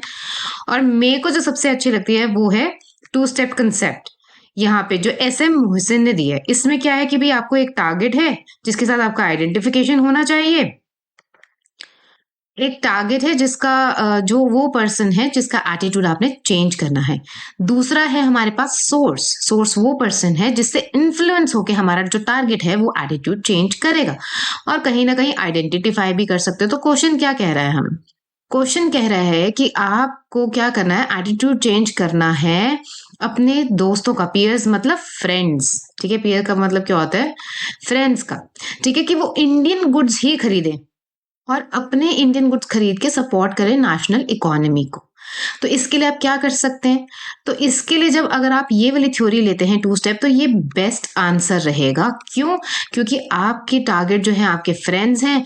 फ्रेंड्स का कोई एक ऐसा हीरो पकड़ लो, ठीक है। जो एड वाला सिस्टम होता है ना, एड्स कैसे होते हैं? यही तो होता है कि एक हीरो पकड़ लो जो रिप्रेजेंट कर सके कि देखो हम इंडियन गुड्स को प्रेफर करते हैं, इंडियन गुड्स यूज करते हैं, अपनी इकोनॉमी को सपोर्ट करते हैं। जैसे अगर आपने कभी कपिल शर्मा का शो देखा हो तो उसमें वो अक्षय कुमार हमेशा बोलता है हाईएस्ट टैक्स पेयर है वो, ठीक है, हाईएस्ट टैक्स पेयर है वो, तो इंडियन इकोनॉमी को सपोर्ट कर रहा है ना। ऐसे ही अगर आप उसको एंडोर्स करा लें या ये हाइपोथेटिकल है ऑफ कोर्स ये क्वेश्चन, ठीक है, तो कि आप उसको एंडोर्स करा लें और उससे आपके फ्रेंड्स इन्फ्लुएंस हो के इंडियन गुड्स बाय करें, इंडियन इकोनॉमी को सपोर्ट करें, हमारे देश तरक्की करे, तो फिर आपका जो ये क्वेश्चन है ये सॉल्व हो जाएगा। तो मेरे हिसाब से तो आपको इसमें 2 स्टेप कंसेप्ट की थ्योरी लिखनी चाहिए, that will be the best answer for you. ठीक है जी। नेक्स्ट क्वेश्चन कह रहा है differentiate between in group and out group. तो ये बहुत सिंपल सा है, सीधा सीधा क्वेश्चन है, इसमें तो कुछ है ही नहीं, चैप्टर नंबर 7 में आपको मिल जाएगा। चैप्टर नंबर 7 में टाइप्स ऑफ ग्रुप में इन ग्रुप और आउट ग्रुप में जो दिया हुआ है डिफरेंस, यहाँ से आप वो डिफरेंसेस लिख सकते हैं। ठीक है, तो ये आपका सेक्शन बी भी यहाँ पे खत्म होता है। सेक्शन सी में he saying Riyan and Shareen, ठीक है, दो ये सिबलिंग्स हैं, भाई बहन हैं, Riyan and Shareen, same environment में पले बड़े हैं। रियान को सारे फॉर्मूले मैथ्स के आते हैं, ठीक है, वो रिकॉल कर सकता है बट सॉल्व नहीं प्रॉब्लम्स को, ठीक है, मतलब उसको फॉर्मूलेज आते हैं, सारे फॉर्मूलेज उसने रट लिए हैं और फॉर्मूलेज उसको आते भी हैं, लेकिन प्रॉब्लम सॉल्विंग उससे नहीं हो पाती एप्लीकेशन करके। वेयर एज शरीन की अगर बात करें तो फॉर्मूले वो सॉल्व कर सकते हैं any kind of problem that are based on them, ठीक है, उन फॉर्मूलाज को यूज करके जो भी प्रॉब्लम्स हैं वो सॉल्व कर सकती है। Explain the intelligence they both exhibit, तो दोनों ही रेयान और शरीन किस तरीके के इंटेलिजेंस बताते हैं, which approach of this theory are based on, तो मतलब इंटेलिजेंस की कौन सी अप्रोच पे ये थ्योरी बेस्ड है। तो सबसे पहले तो आपको पता चल गया चैप्टर नंबर 1 से आया question, variation in psychological attributes, right. Intelligence की आपने इतनी सारी थ्योरी पढ़ी है, अगर रेयान वो फॉर्मूला को रट सकता है, रिकॉल कर सकता है, but can not solve problem, ठीक है, और दूसरी तरफ उसकी बहन क्या कर रही है कि उस पे बेस्ड जो भी क्वेश्चंस आते हैं वो उसको सॉल्व कर सकती है। इट मीन्स क्या, रट्टू तोते वाली कौन सी हमारी होती है, आर्थर जेनसन की है ना, राइट। चलो देखते हैं इसको। आर्थर जेनसन ने हमें दिया था ना कि जिसमें रोट लर्निंग होती है, ठीक है, लेवल 1 में, और लेवल 2 में कौन सी होती है, एसोसिएटिव लर्निंग होती है, राइट। तो ये आप इसको डिफाइन करेंगे, जिसमें हायर ऑर्डर स्किल्स चाहिए होते हैं, जो इनपुट है वो प्रोड्यूस करता है इफेक्टिव आउटपुट। तो ये कौन कर रहा है, शरीन कर रहा है, और रेयान क्या कर रहा है, मोर और लेस रोट लर्निंग हो रही है, ठीक है, मेमोरी उसकी अच्छी है, जो इनपुट है वही आउटपुट है, सिमिलर है। तो इनपुट में जो फॉर्मूला है वो एज इट इज वो रट्टू तोतो की तरह समझा तो देगा ये फॉर्मूला, लेकिन उसकी एप्लीकेशन नहीं कर पाएगा, ठीक है। तो ये थ्योरी जो है आपको यहाँ पे एक्सप्लेन करनी है, ठीक है जी। नेक्स्ट क्वेश्चन हमसे कह रहा है कि कोई भी 3 साइकोलॉजिकल मॉडल्स आप एक्सप्लेन कर दो टू अंडरस्टैंड मेंटल डिसऑर्डर्स। तो हमने कितने सारे कॉग्निटिव मॉडल पढ़ा है, कॉग्निटिव मॉडल पढ़ा है, ह्यूमनिस्टिक पढ़ा है, देन आपने साइकोडायनामिक मॉडल पढ़ा है, बिहेवियरल मॉडल पढ़ा है, ह्यूमनिस्टिक के साथ एग्जिस्टेंशियल भी पढ़ा है। तो इतने इतने सारे मॉडल आपने पढ़े, इनमें से कोई भी आप 3 मॉडल वो बोल रहे हैं एक्सप्लेन कर दो। इसका आंसर आपको चैप्टर नंबर 4 में मिलेगा, साइकोलॉजिकल डिसऑर्डर्स में, ठीक है जी। आगे चलते हैं। नेक्स्ट,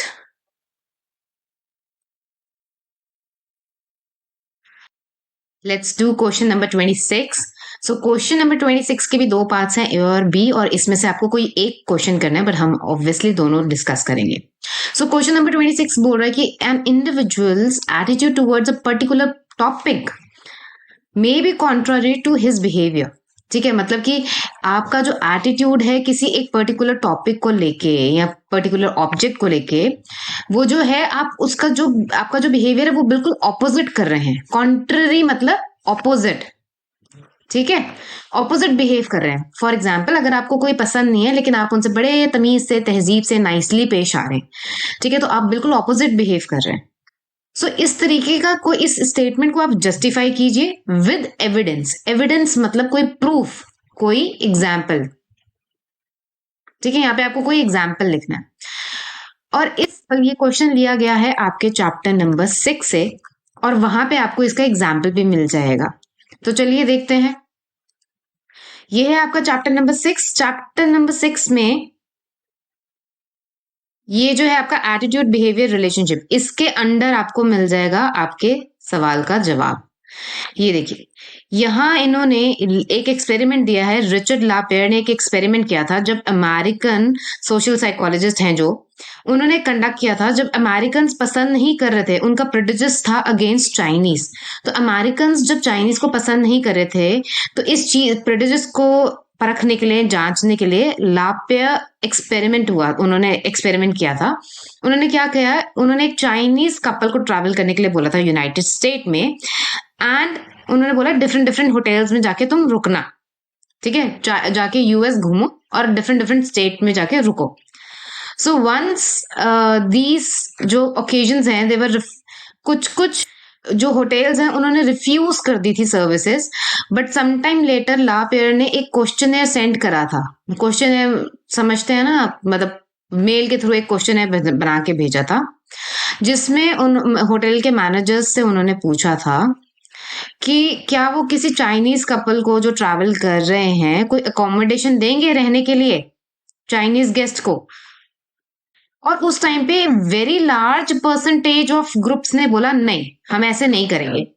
तो मतलब उनका जो प्रेजुडिस था, उनका जो एटीट्यूड था, उन्होंने बोला कि no, we will not give any accommodation to Chinese. तो अमेरिकन का जो एटीट्यूड है टूवर्ड्स चाइनीज वो पॉजिटिव नहीं था, और वही उन्होंने मेल में भी रिप्लाई किया, ठीक है। तो रिटन कम्युनिकेशन में जो क्वेश्चनर सेंड करा था लापेयर ने, उन्होंने उसमें भी उनको यही बोला कि नहीं, हम अकोमोडेशन नहीं देंगे। बट जब एक्चुअली बिहेवियर की बात आई, एक्शन की बात आई, तो उन्होंने क्या करा, ऐसा नहीं किया। उनके जो बिहेवियर और एटीट्यूड था वो इनकंसिस्टेंट था, मतलब एटीट्यूड तो उनका नेगेटिव था चाइनीज की तरफ, लेकिन बिहेवियर उनका पॉजिटिव था, ठीक है। तो उन्होंने क्या करा, वो जो कपल थे उनको अकोमोडेशन दी। जब एक्चुअली उन्होंने जाके पूछा, जैसे होटल में जाके चेक इन करा, मतलब रिसेप्शन पे गए और पूछा कि भाई we are looking for a room, हमें रूम मिल सकता है क्या, तो उन्होंने रूम दिया, ठीक है। इट मीन्स कि इनकंसिस्टेंट है, ठीक है, बिहेवियर आपका, एटीट्यूड नेगेटिव है लेकिन आपका बिहेवियर जो है पॉजिटिव है। तो ये पॉसिबल है, ये हो सकता है। इस चीज से हमें ये पता चला कि जरूरी नहीं है जैसा आपका एटीट्यूड है किसी चीज के लिए आप वैसे ही बिहेव करेंगे, आपके बिहेवियर में भी वो चीज होगी। सो एटीट्यूड में not always predict the actual pattern of behaviour. तो जो हमारा एटीट्यूड है वो actual pattern of behaviour predict करे हर बार, ये जरूरी नहीं है, ठीक है। तो ये जो एक्सपेरिमेंट है, ये आप इसके जो आंसर है उसमें बखूबी लिख सकते हैं, ठीक है। और एकदम इस बात को जस्टिफाई करता है कि टुवर्ड्स अ पर्टिकुलर टॉपिक हमारा कॉन्ट्रेरी बिहेवियर हो सकता है, कि हमारा एटीट्यूड जो है उसके कॉन्ट्रेरी हमारा बिहेवियर, उसके ऑपोजिट हमारा बिहेवियर, ठीक है जी। इसमें कोई कंफ्यूजन नहीं है। आगे चलते हैं, से अब बी पार्ट देखते हैं। क्वेश्चन बी क्या कह रहे हैं, values and beliefs are not same as attitude. मतलब वैल्यूज और beliefs, attitude, it's not the same thing. Explain this statement with the help of example. ये भी आपके चैप्टर नंबर 6 से लिया हुआ क्वेश्चन है, और आपको इसमें क्या करना है, 3 मार्क्स का क्वेश्चन है, तो एटीट्यूड, वैल्यू को डिफाइन करना है, बिलीव को डिफाइन करना है, और दोनों के एग्जाम्पल्स आपको देने हैं। देखें इसका आंसर कहाँ मिलेगा, ये रहा आपका चैप्टर का, यहाँ पे आपको इसका आंसर मिलेगा, ठीक है। चैप्टर नंबर 6 में आपको बिलीव के बारे में डेफिनेशन दी हुई है। Belief refers to the cognitive component of attitude. तो बिलीव जो होता है आपका एक हिस्सा है एटीट्यूड का, कॉग्निटिव कंपोनेंट जो थॉट वाला कंपोनेंट होता है, ये वो है आपके एटीट्यूड का, and it forms the ground on which attitude stand. तो बिलीव वो एक स्टैंड है जिसके ऊपर एटीट्यूड को रखा हुआ है, ठीक है। सो एटीट्यूड की बिल्डिंग बिलीव पे खड़ी हुई है, such as belief in God, ये हो गया आपका एग्जाम्पल। बिलीव इन डेमोक्रेसी, ये हो गया एग्जाम्पल। पॉलिटिकल आइडियोलॉजी, ये हो गया एग्जाम्पल, ठीक है। फिर आप वैल्यू को डिफाइन करेंगे। वैल्यूज आर एटीट्यूड्स और बिलीव्स दैट कंटेन शुड और should ought aspect, such as ethical values होती है हमारी, जैसे one should work hard, one should always be honest. तो वैल्यूज हमारी अलग होती हैं। तो ये वैल्यूज और बिलीव्स को आप डिफाइन करेंगे, और एग्जाम्पल्स भी आपके बुक में ही दिए हुए हैं। जैसे ये वन शुड वर्क हार्ड, ये एग्जाम्पल है, ठीक है। One should always be honest, मतलब ऐसा ही करना है, honesty is the best policy, तो ऑनेस्ट ही होना चाहिए, ऐसा होना चाहिए, सॉरी। तो हमारे बिलीव सिस्टम्स और वैल्यू सिस्टम्स को आप डिफाइन करेंगे विद एग्जाम्पल्स, ठीक है जी। आपका 26 नंबर का क्वेश्चन हो गया, 26 नंबर का नहीं, मतलब क्वेश्चन नंबर 26 हो गया, ठीक है। क्वेश्चन नंबर 27 पे चलते हैं। सो इसमें लिखा है, महक is an important member of her psychology group. and has recently been selected to be a member of football team as well. ठीक है, पहले तो महक साइकोलॉजी ग्रुप की मेंबर थी और अब वो फुटबॉल टीम की भी मेंबर चुनी गई है. Now what is the main difference between group and team that she is part of? एक तरफ तो वो साइकोलॉजी ग्रुप का हिस्सा है, ठीक है, यहाँ पे साइकोलॉजी ग्रुप है, साइकोलॉजी टीम नहीं. दूसरी तरफ वो फुटबॉल टीम का हिस्सा है. तो दोनों में डिफरेंस क्या है? बेसिकली वो आपसे ये पूछना चाह रहे हैं कि ग्रुप क्या होता है, टीम क्या होती है, दोनों के बीच का डिफरेंस बताओ. ठीक है, दोनों के बीच का डिफरेंस बताओ. इसका आंसर आपको कहाँ मिलेगा? इसका आंसर आपको मिलेगा चैप्टर नंबर 7 में, सोशल इन्फ्लुएंस इन ग्रुप प्रोसेस में. ठीक है, देखते हैं. ये देखिए, टीम्स और ग्रुप में का जो डिफरेंस है, ये मैंने आपको भी नोट्स में भी करवाया है. ये रहा आपका. यहाँ the main difference between group and teams are, point number 1, point number 2, ये ग्रुप क्या होता है. टीम्स के डेफिनेशन भी आप दे देना. ठीक है, टीम्स की डेफिनेशन लिख देना कि स्पेशल काइंड ऑफ ग्रुप्स होते हैं. इसमें member of teams often have complementary skills होते हैं and they are committed to common goal and purpose. Sorry. Then उसके बाद मेन डिफरेंस क्या है? ग्रुप में performance is dependent on, group में क्या होता है? Performance is dependent on contribution of individual member. Team में क्या होता है? बोथ इंडिविजुअल कंट्रीब्यूशन भी मैटर करता है और एज अ टीम कैसे काम करा, टीम वर्क भी मैटर करता है. ग्रुप में एक लीडर होता है जो ग्रुप को हेड करता है, उसकी रिस्पॉन्सिबिलिटी होती है ग्रुप लीडर की. लेकिन टीम में क्या होता है? ऑल्दो टीम में भी लीडर होते हैं, लेकिन सबकी रिस्पॉन्सिबिलिटी होती है वहां पे हर एक इंडिविजुअल की. ठीक है, तो ये डिफरेंस जो है आप यहां से ले सकते हैं, आंसर लिख सकते हैं. कोई डाउट नहीं आया? वो क्लियर है. फिर उसके बाद आते हैं हमारा सेक्शन डी. सेक्शन डी में भी क्वेश्चन नंबर 28 में आपको दो चॉइसेस हैं, या तो ए करिए या तो बी करिए. ठीक है, वैसे काफी चॉइसेस हैं आपके क्वेश्चन पेपर में. तो क्वेश्चन ए क्या कह रहे हैं? Describe the model which states that intellectual activity involves 3 independent functioning of neurological system. तो डेफिनेटली अगर इंटेलेक्चुअल एक्टिविटी की बात हो रही है तो इसका मतलब चैप्टर 1 से लिया हुआ है ये question, variation in psychological attribute, जहां पे आपने इंटेलिजेंस की थ्योरी पढ़ी है सारी. और अगर वो बोल रहे हैं न्यूरोलॉजिकल सिस्टम, तो एक ही ऐसी थ्योरी है जो न्यूरोलॉजिकल सिस्टम को डिफाइन करती है, वो है जेपी दास, जेपी दास का पास मॉडल. ठीक है, तो बेसिकली आपको 4 नंबर का क्वेश्चन है और वो पास मॉडल पूरा डिफाइन करना है अच्छे से. ठीक है, वर्ड्स लिमिट भी आप ध्यान में रखना, ऊपर इंस्ट्रक्शंस में जो वर्ड्स लिमिट्स दिए हुए हैं कि कितने नंबर का क्वेश्चन है तो कितने वर्ड्स में लिखना है. तो चैप्टर नंबर 1 में देख लो, ये रहा आपका planning, attention, arousal and simultaneous successive, यानी कि PASS model given by JP Das, Jack Naglieri and Kirby. और इसमें क्या लिखा है कि इट इन्वॉल्व्स क्या है? 3 न्यूरोलॉजिकल सिस्टम्स है ना, independent functioning of 3 neurological system called functional units of brain. तो ये आप इसका पूरा मॉडल डिफाइन करेंगे इसके आंसर में. ठीक है जी, इसमें तो सिंपल है, कुछ है नहीं ज्यादा. क्वेश्चन का बी पार्ट देखते हैं. क्वेश्चन का बी पार्ट भी आपके चैप्टर नंबर 1 से ही लिया हुआ है. The cultural environment provide a context for intelligence to develop. तो बेसिकली वो बोल रहे हैं कि कल्चरल एनवायरनमेंट एक कॉन्टेक्स्ट प्रोवाइड करता है for intelligence to develop. And then he is saying कि how does the role of cultural influence our understanding of intelligence. तो ये चैप्टर नंबर 1 से ही है. और ये लाइन जो है, cultural environment provide a context for intelligence to develop, ये किसने बोली है? वाइगॉत्स्की ने. ठीक है, तो यहाँ पे आपको उसके बारे में लिखना है. कल्चर और इंटेलिजेंस का आपने जो भी चीजें पढ़ी हैं उसके बारे में आप इसको मेंशन करेंगे. आइए बुक में देखते हैं. बुक में अगर आप देखेंगे तो देखिए कल्चर एंड इंटेलिजेंस ये सेक्शन है. ठीक है, यहाँ पे इन्होंने दिया हुआ है ना, the cultural environment provide a context दिया हुआ है ना फॉर इंटेलिजेंस टू डेवलप. वाइगॉत्स्की जो कि एक रशियन साइकोलॉजिस्ट थे. तो आप ये लिखेंगे कि वाइगॉत्स्की जो एक रशियन साइकोलॉजिस्ट थे, he argued that culture provides a social context in which people live, grow and understand the world around them. ये आपका पॉइंट नंबर 1 होगा, ये आप मेंशन करेंगे. आप चाहें तो कल्चर को डिफाइन कर सकते हैं कि कल्चर होता क्या है. Culture is a collective system of custom, belief, attitudes and achievements in art and culture. Culture की डेफिनेशन लिखने के बाद आप लिखेंगे कि स्टर्नबर्ग का नोशन जो था ऑफ कॉन्टेक्चुअल और practical intelligence implies that the intelligence is a product of culture. तो स्टर्नबर्ग ने भी कल्चर के बारे में क्या कहा है, देखिए आपको कल्चर और इंटेलिजेंस के बारे में सब कुछ लिखना है बेसिकली, ठीक है। तो जो जो मेन मेन पॉइंट्स है, किसने क्या बोला है, कैसे कल्चर और इंटेलिजेंस को रिलेट करा है, वो सब पॉइंट्स आपको मेंशन करने हैं। Then you will write this point, Sternberg वाला पॉइंट ऑल्सो, ठीक है। क्योंकि कल्चर में ही आगे आपको मेंशन करा हुआ है टेक्नोलॉजिकल इंटेलिजेंस के बारे में। ये भी पार्ट है कल्चर का, क्योंकि कुछ टेक्नोलॉजिकल एडवांस सोसाइटीज होती हैं, वहां का इंटेलिजेंस लेवल अलग है बिकॉज ऑफ देयर टेक्नोलॉजी। और अगर आप कहीं ऐसे चले जाएं जहाँ टेक्नोलॉजी अभी तक पहुंची नहीं है, कोई यूज नहीं है लैपटॉप्स का, कंप्यूटर्स का, आईफोन्स का, ज्यादा और इलेक्ट्रॉनिक्स का यूज नहीं है, किसी विलेज में, किसी बहुत अंदर चले जाएं, मतलब काफी इंटायर में, ठीक है, तो वहां ये चीजें नहीं यूज होती, तो वहां की इंटेलिजेंस लेवल डिफरेंट होगी। सो आप टेक्नोलॉजी इंटेलिजेंस को भी डिफाइन करेंगे कि technologically advance societies adopt children rearing practices, जो कि जनरलाइजेशन एब्स्ट्रैक्शन करते हैं, स्पीड, मिनिमल मूव्स होते हैं, मेंटल मैनिपुलेशन अमंग चिल्ड्रन होती है।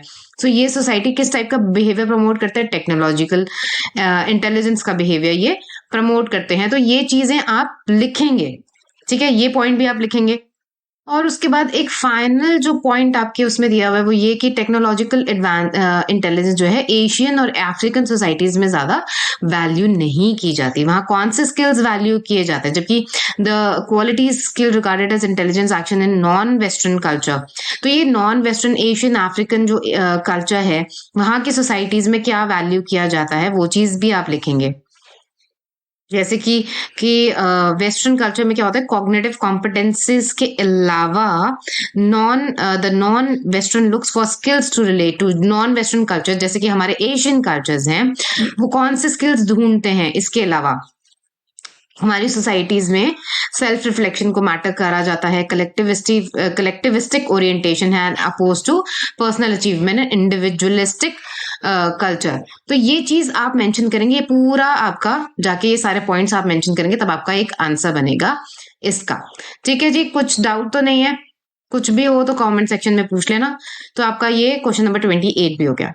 29 की तरफ चलते हैं। 29 क्वेश्चन में क्या कह रहे हैं, क्वेश्चन नंबर 29 कह रहा है कि a study found that 1/3 of British children at the age of 6 are afraid of snakes, and even though it is rare to encounter snakes in British Isles, the children had never come in contact with snakes in a traumatic situation, but snakes still generate anxious response। तो वो बोल रहे हैं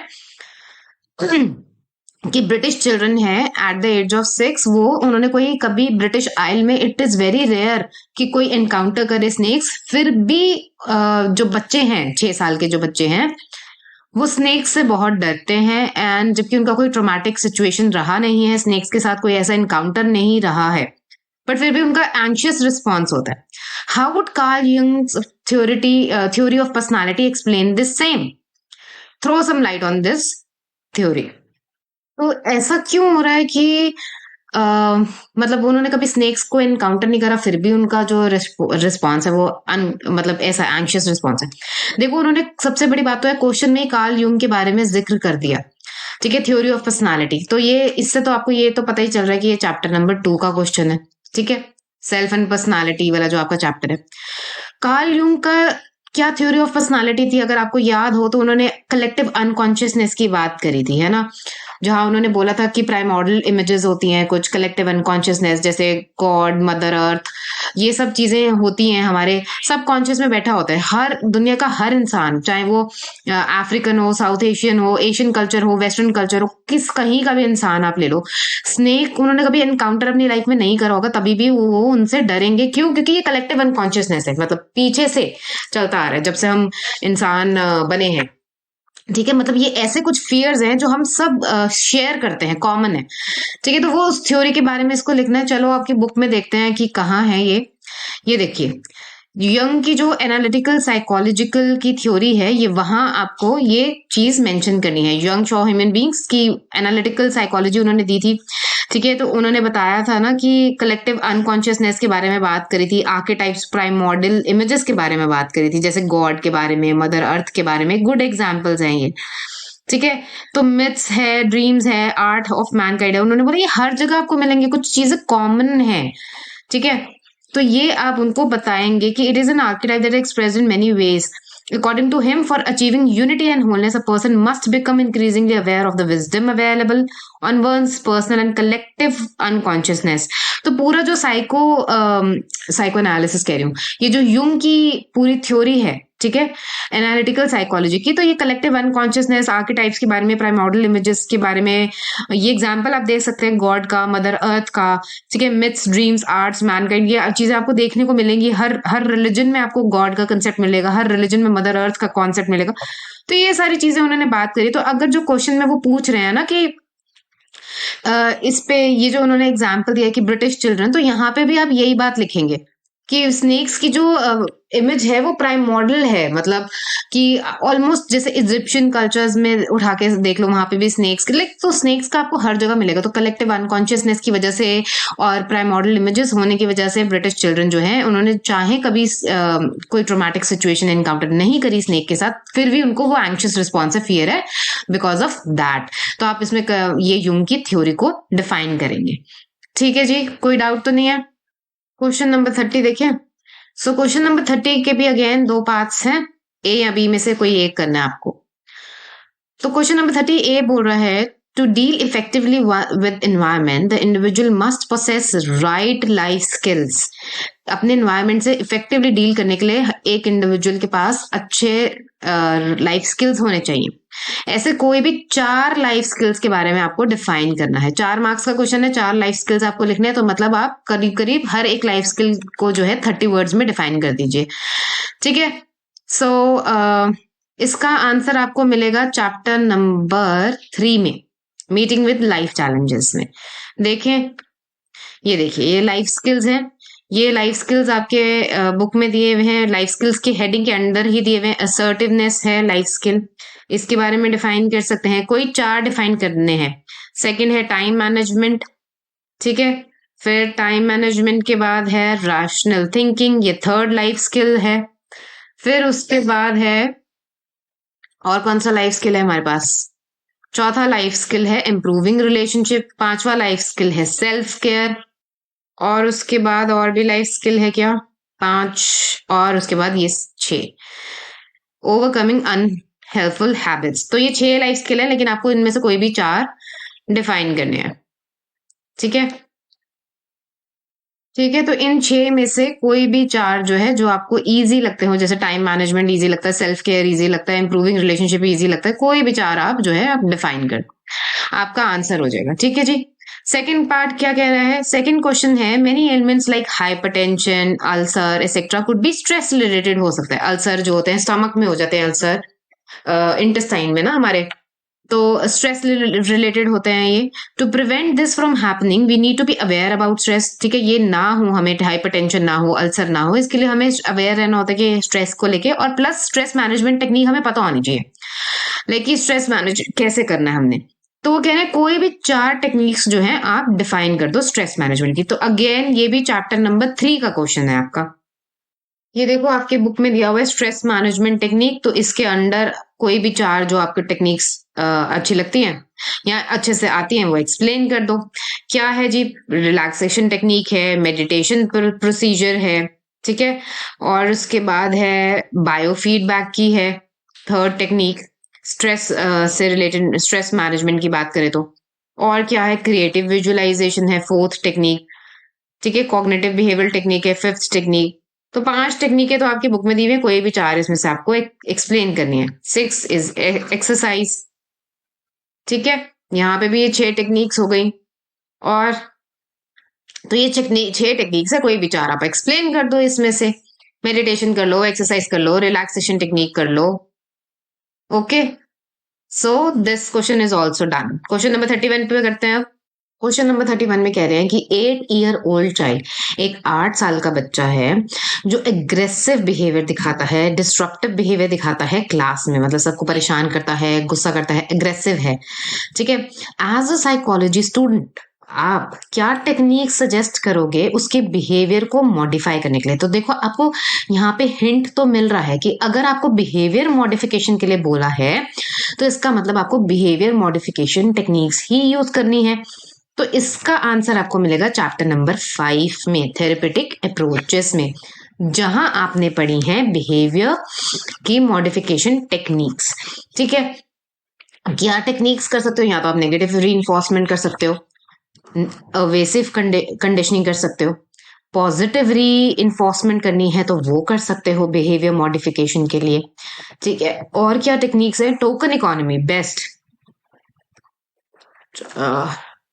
ठीक है, token economy कर सकते हो आप। मेरे को तो बहुत अच्छी लगती है टोकन इकोनॉमी, बच्चों के साथ बहुत अच्छे से काम करती है। राइट, सो ये सारी टेक्निक्स हैं जो आप यूज कर सकते हो बिहेवियर मॉडिफिकेशन के लिए। कोई डाउट तो नहीं है इसमें? और वैसे जो मॉडलिंग है वो भी बहुत अच्छे से काम करती है, क्योंकि अम, आप रिवॉर्ड देंगे, जो अच्छे से बिहेव करेगा उसको, तो बच्चों को लगता है कि मेरे को भी ऐसा करना है। But token economy, I am telling you, works the best for behaviour modification when it come to kids. ठीक है, तो आप 4 नंबर का है कोई अब टेक्निक्स जो है, क्योंकि देखो यहाँ पे ये बात याद रखना कि कोई एक टेक्निक को मत डिफाइन करना, क्योंकि इन्होंने क्या लिखा है, व्हाट टेक्निक्स, आप एस देख रहे हो, टेक्निक्स, तो मतलब वो चाहते हैं आपसे कि 4 नंबर का क्वेश्चन है, कम से कम यार 2 टेक्निक तो डिफाइन करो। ठीक है, तो 2 टेक्निक कम से कम अच्छे अच्छे से डिफाइन कर दो। तो कुछ तो आप जो है इसमें से, जो इतनी सारी हमने टेक्निक्स पढ़ी है, मॉडलिंग डिफाइन कर देना, modelling will be a good thing, बच्चों के साथ काम करती है। टोकन इकोनॉमी बहुत प्यारी है, टोकन इकोनॉमी बहुत अच्छे से काम करती है। ठीक है, तो इन दोनों टेक्निक्स को आप डिफाइन कर सकते हो। अगेन 30 वर्ड्स में डिफाइन करके अपना पूरा आंसर अपने वर्ड्स में देख लेना। ठीक है, तो ये आपका क्वेश्चन नंबर 31 भी हो गया। अब क्या है इसके बाद? इसके बाद है सेक्शन ई और सेक्शन एफ, इसके बाद आएगा केस स्टडी का। सेक्शन ई देख लेते हैं क्या कह रहा है। 32, क्वेश्चन नंबर 32, अगेन 2 चॉइसेस हैं आपके पास, क्वेश्चन ए या बी। क्वेश्चन ए कह रहा है, a number of theories have been used to understand personality. ये तो हमें पता है, बहुत सारी थ्योरीज हैं पर्सनालिटी की। Discuss how efforts have been made to categorise people into personality types since ancient times. तो यहाँ से एक चीज तो क्लियर है आपको कि आपको टाइप पर्सनालिटी की टाइप थ्योरी के बारे में बात करना है। ठीक है, टाइप थ्योरी के बारे में लिखना है, ये तो आपको पता चल गया। एंशियंट टाइम्स मतलब वही जो हमने आयुर्वेद में अपना पढ़ा था, वत काफ कफा पिता पर्सनालिटी, वत कफ पित्त है ना, होती है। देन रजस तमस सत्व गुण होते हैं। देन हिपोक्रेट्स ने जो दिए थे 4 बाइल, वो पढ़ा था हमने। तो वो, तो बेसिकली इसका आंसर आपको चैप्टर 2 में मिल जाएगा, सेल्फ एंड पर्सनालिटी वाले में। ठीक है, देखते हैं जो ये रहा आपका टाइप अप्रोच। ठीक है, तो टाइप अप्रोच में से आप लिखोगे, सबसे पहले बात करोगे आप हिपोक्रेट्स के बारे में। ठीक है, जो ग्रीक फिजिशियन थे, इन्होंने 4 ह्यूमर्स के बारे में बात करी थी ना, सैंग्विन, फ्लेगमैटिक, मेलनकॉलिक, क्लोरिक, तो ये बात करोगे। फिर चक्र संहिता जो आयुर्वेद में है, वाता पित्ता कफा, इसके बारे में, त्रिदोषा जो है इसके बारे में बात करोगे। फिर typology personality based on 3 gunas, जो सत्व गुण, रजस गुण, तमस गुण के बारे में, इसके बारे में बात करोगे। ठीक है जी, तो फर्स्ट हिपोक्रेट्स हो गए, सेकंड ये चक्र संहिता वाला चीज हो गया। फिर उसके बाद शेल्डन के बारे में बात करोगे 3 नंबर पे, कि शेल्डन ने बॉडी बिल्ड के हिसाब से कैसे उन्होंने टाइप्स में डिफाइन करा था, एंडोमॉर्फ, मीजोमॉर्फ, एक्टोमॉर्फ। ठीक है, मैं तो शायद एंडोमॉर्फ ही हूँ। सो एंडोमॉर्फिक, मीजो, आप कौन सी पर्सनालिटी हो वैसे? मेरे को एक बार कमेंट सेक्शन में बताना, I would like to know. ठीक है, आप एंडोमॉर्फिक हो, मीजोमॉर्फिक हो, एक्टोमॉर्फिक हो? मैं तो एंडोमॉर्फिक हूँ। ठीक है, फिर उसके बाद आपका आ गया युंग की पर्सनालिटी। ठीक है, युंग ने प्रपोज करा था ना इंट्रोवर्ट्स, एक्सट्रावर्ट्स, इसके बारे में बात करोगे। तो बेसिकली टाइप थ्योरी जितनी भी है ना, आपको सब ही लिखनी है। यस, सब लिखनी है, ये मत बोलना कि 2 लिख सकते हैं क्या, 3 लिख सकते हैं क्या। 6 नंबर का क्वेश्चन है, क्वेश्चन देख लो जरा कितने नंबर का है। हाँ, 6 नंबर का क्वेश्चन है ना, तो सारी थ्योरीज लिखोगे, पर पूरा पूरा पूरा डिटेल में जाने का जरूरत नहीं है, थोड़ा थोड़ा डिफाइन कर देना, ज्यादा डिटेल में मत जाना। रिसेंट ईयर में फिर आप लिखोगे कि फ्राइडमैन एंड रोजमैन ने टाइप ए और टाइप बी पर्सनालिटी दिया है। बहुत डिटेल में जाने का जरूरत नहीं है, नाम सारे मेंशन करोगे, हाईलाइट करोगे अच्छे से ताकि उनको दिखे पॉइंट वाइज, ठीक है। और इस हर चीज के लिए सिर्फ दो दो लाइनें लिखनी है, जैसे एंडोमॉर्फिक के लिए 2 लाइन, मीजोमॉर्फिक के लिए 2 लाइन, एक्टोमॉर्फ के लिए 2 लाइन, टाइप सी के लिए 2 लाइन, टाइप डी के लिए 2 लाइन, टाइप ए के लिए 2 लाइन, टाइप बी के लिए 2 लाइन, समझ रहे हो। दो दो आपको पॉइंट सारे कवर करने हैं, थ्योरी सारी कवर करनी है। ये नहीं कि आप थ्योरी छोड़ दो कि आपने 2 थ्योरी लिखी है 6 मार्क्स का, चल 3 थ्योरी लिख देता हूं, नहीं, जितनी थ्योरीज है सारी मेंशन करोगे थ्योरीज, बस उतना डिटेल में नहीं जाओगे तो पॉइंट आप सारे कवर करोगे, थ्योरी सारी कवर करोगे, लेकिन डिटेलिंग की बजाय आप 2 2 लाइन में उनको डिफाइन करके खत्म करोगे ताकि आपको 6 मार्क्स पूरे मिल सके, ठीक है जी। तो आंसर प्रेजेंट करने का भी एक तरीका होता है। नेक्स्ट बी जो पार्ट है क्वेश्चन का, वो क्या कह रहा है, अकॉर्डिंग टू फ्रॉइड, फ्रॉइड का नाम आ गया मतलब साइको एनालिसिस की बात हो रही है। According to Freud, individuals avoid anxiety by using mechanisms that protect their ego by distorting their reality.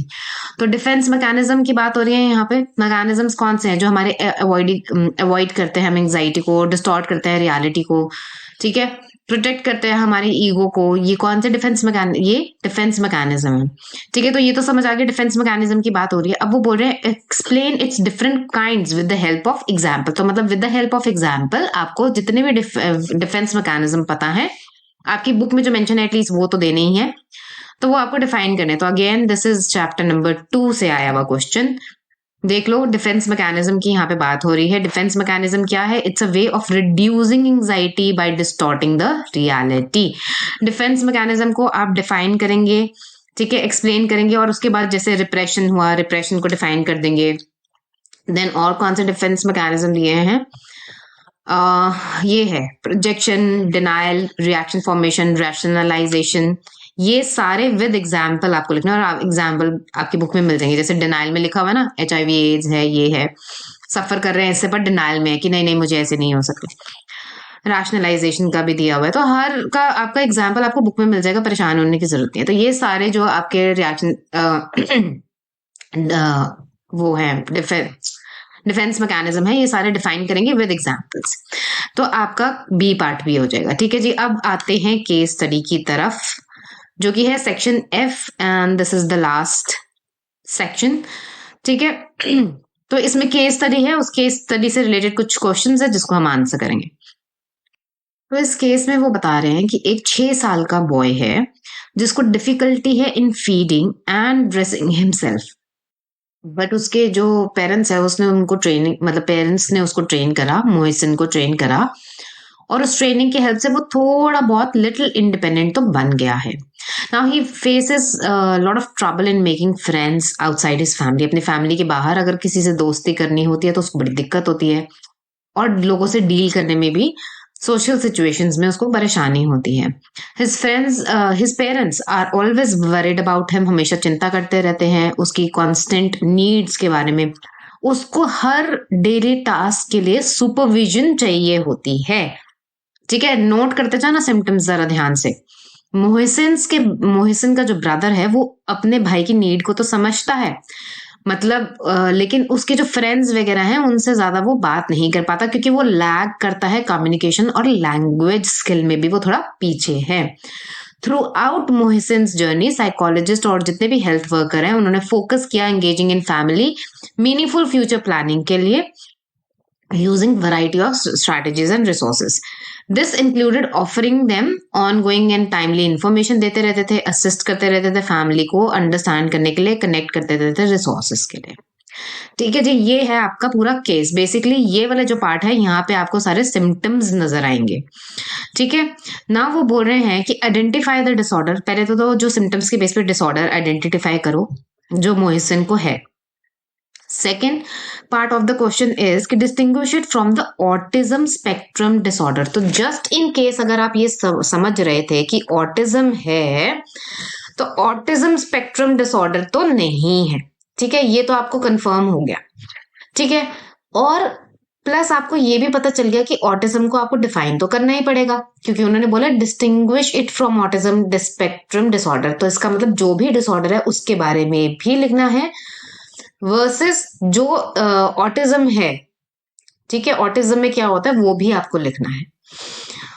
तो ये 2 नंबर का क्वेश्चन है, तो बहुत ज्यादा डिटेल में तो ऑफ कोर्स हम नहीं जाएंगे, पर डिपेंडिंग ऑन पर जिस तरीके के आपको सिम्टम्स नजर आ रहे हैं, स्पेशली ये लाइन की सुपरविजन चाहिए उसको डेली टास्क में भी, ठीक है। फ्रेंड्स व्रेंड्स नहीं बना पाता है, पढ़ाई में भी पीछे, लैंग्वेज स्किल में भी पीछे है, थोड़ा बहुत ट्रेनिंग करके वो अपना ड्रेसअप वगैरह हो लेता है, अपना खुद नहा धो लेता है, तैयार हो लेता है, इतना इंडिपेंडेंट उसको कर दिया है।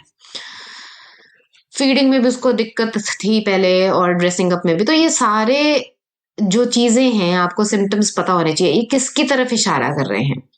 इसका आंसर आपको मिलेगा चैप्टर नंबर 4 में, और इसका आंसर आपको न्यूरोलॉजिकल डेवलपमेंटल डिसऑर्डर के अंदर मिलेगा, ठीक है। ऑटिज्म स्पेक्ट्रम डिसऑर्डर के बारे में आप लिख दोगे, वो तो आपको लिखना ही है, बट जो पर्सन को जिसके बारे में जो केस दिया हुआ है उसको क्या डिसऑर्डर है, उसको है इंटेलेक्चुअल डिसेबिलिटी, ठीक है। जहां पे उनको इंटेलेक्चुअल डिसेबिलिटी जिनको भी होती है, वहां पे कम्युनिकेशन में दिक्कत होती है, सेल्फ केयर नहीं कर पाते, घर पे रहते हैं, ठीक है, अडाप्ट नहीं कर पाते, डेफिशिएंट्स तो होते हैं, इम्पेयरमेंट्स होती हैं। तो ये सारी चीजें आपको बेसिकली इंटेलेक्चुअल डिसेबिलिटी और ऑटिज्म स्पेक्ट्रम के बारे में आपको वहां पे लिखना है, ठीक है। सुपरविजन की जरूरत होती है।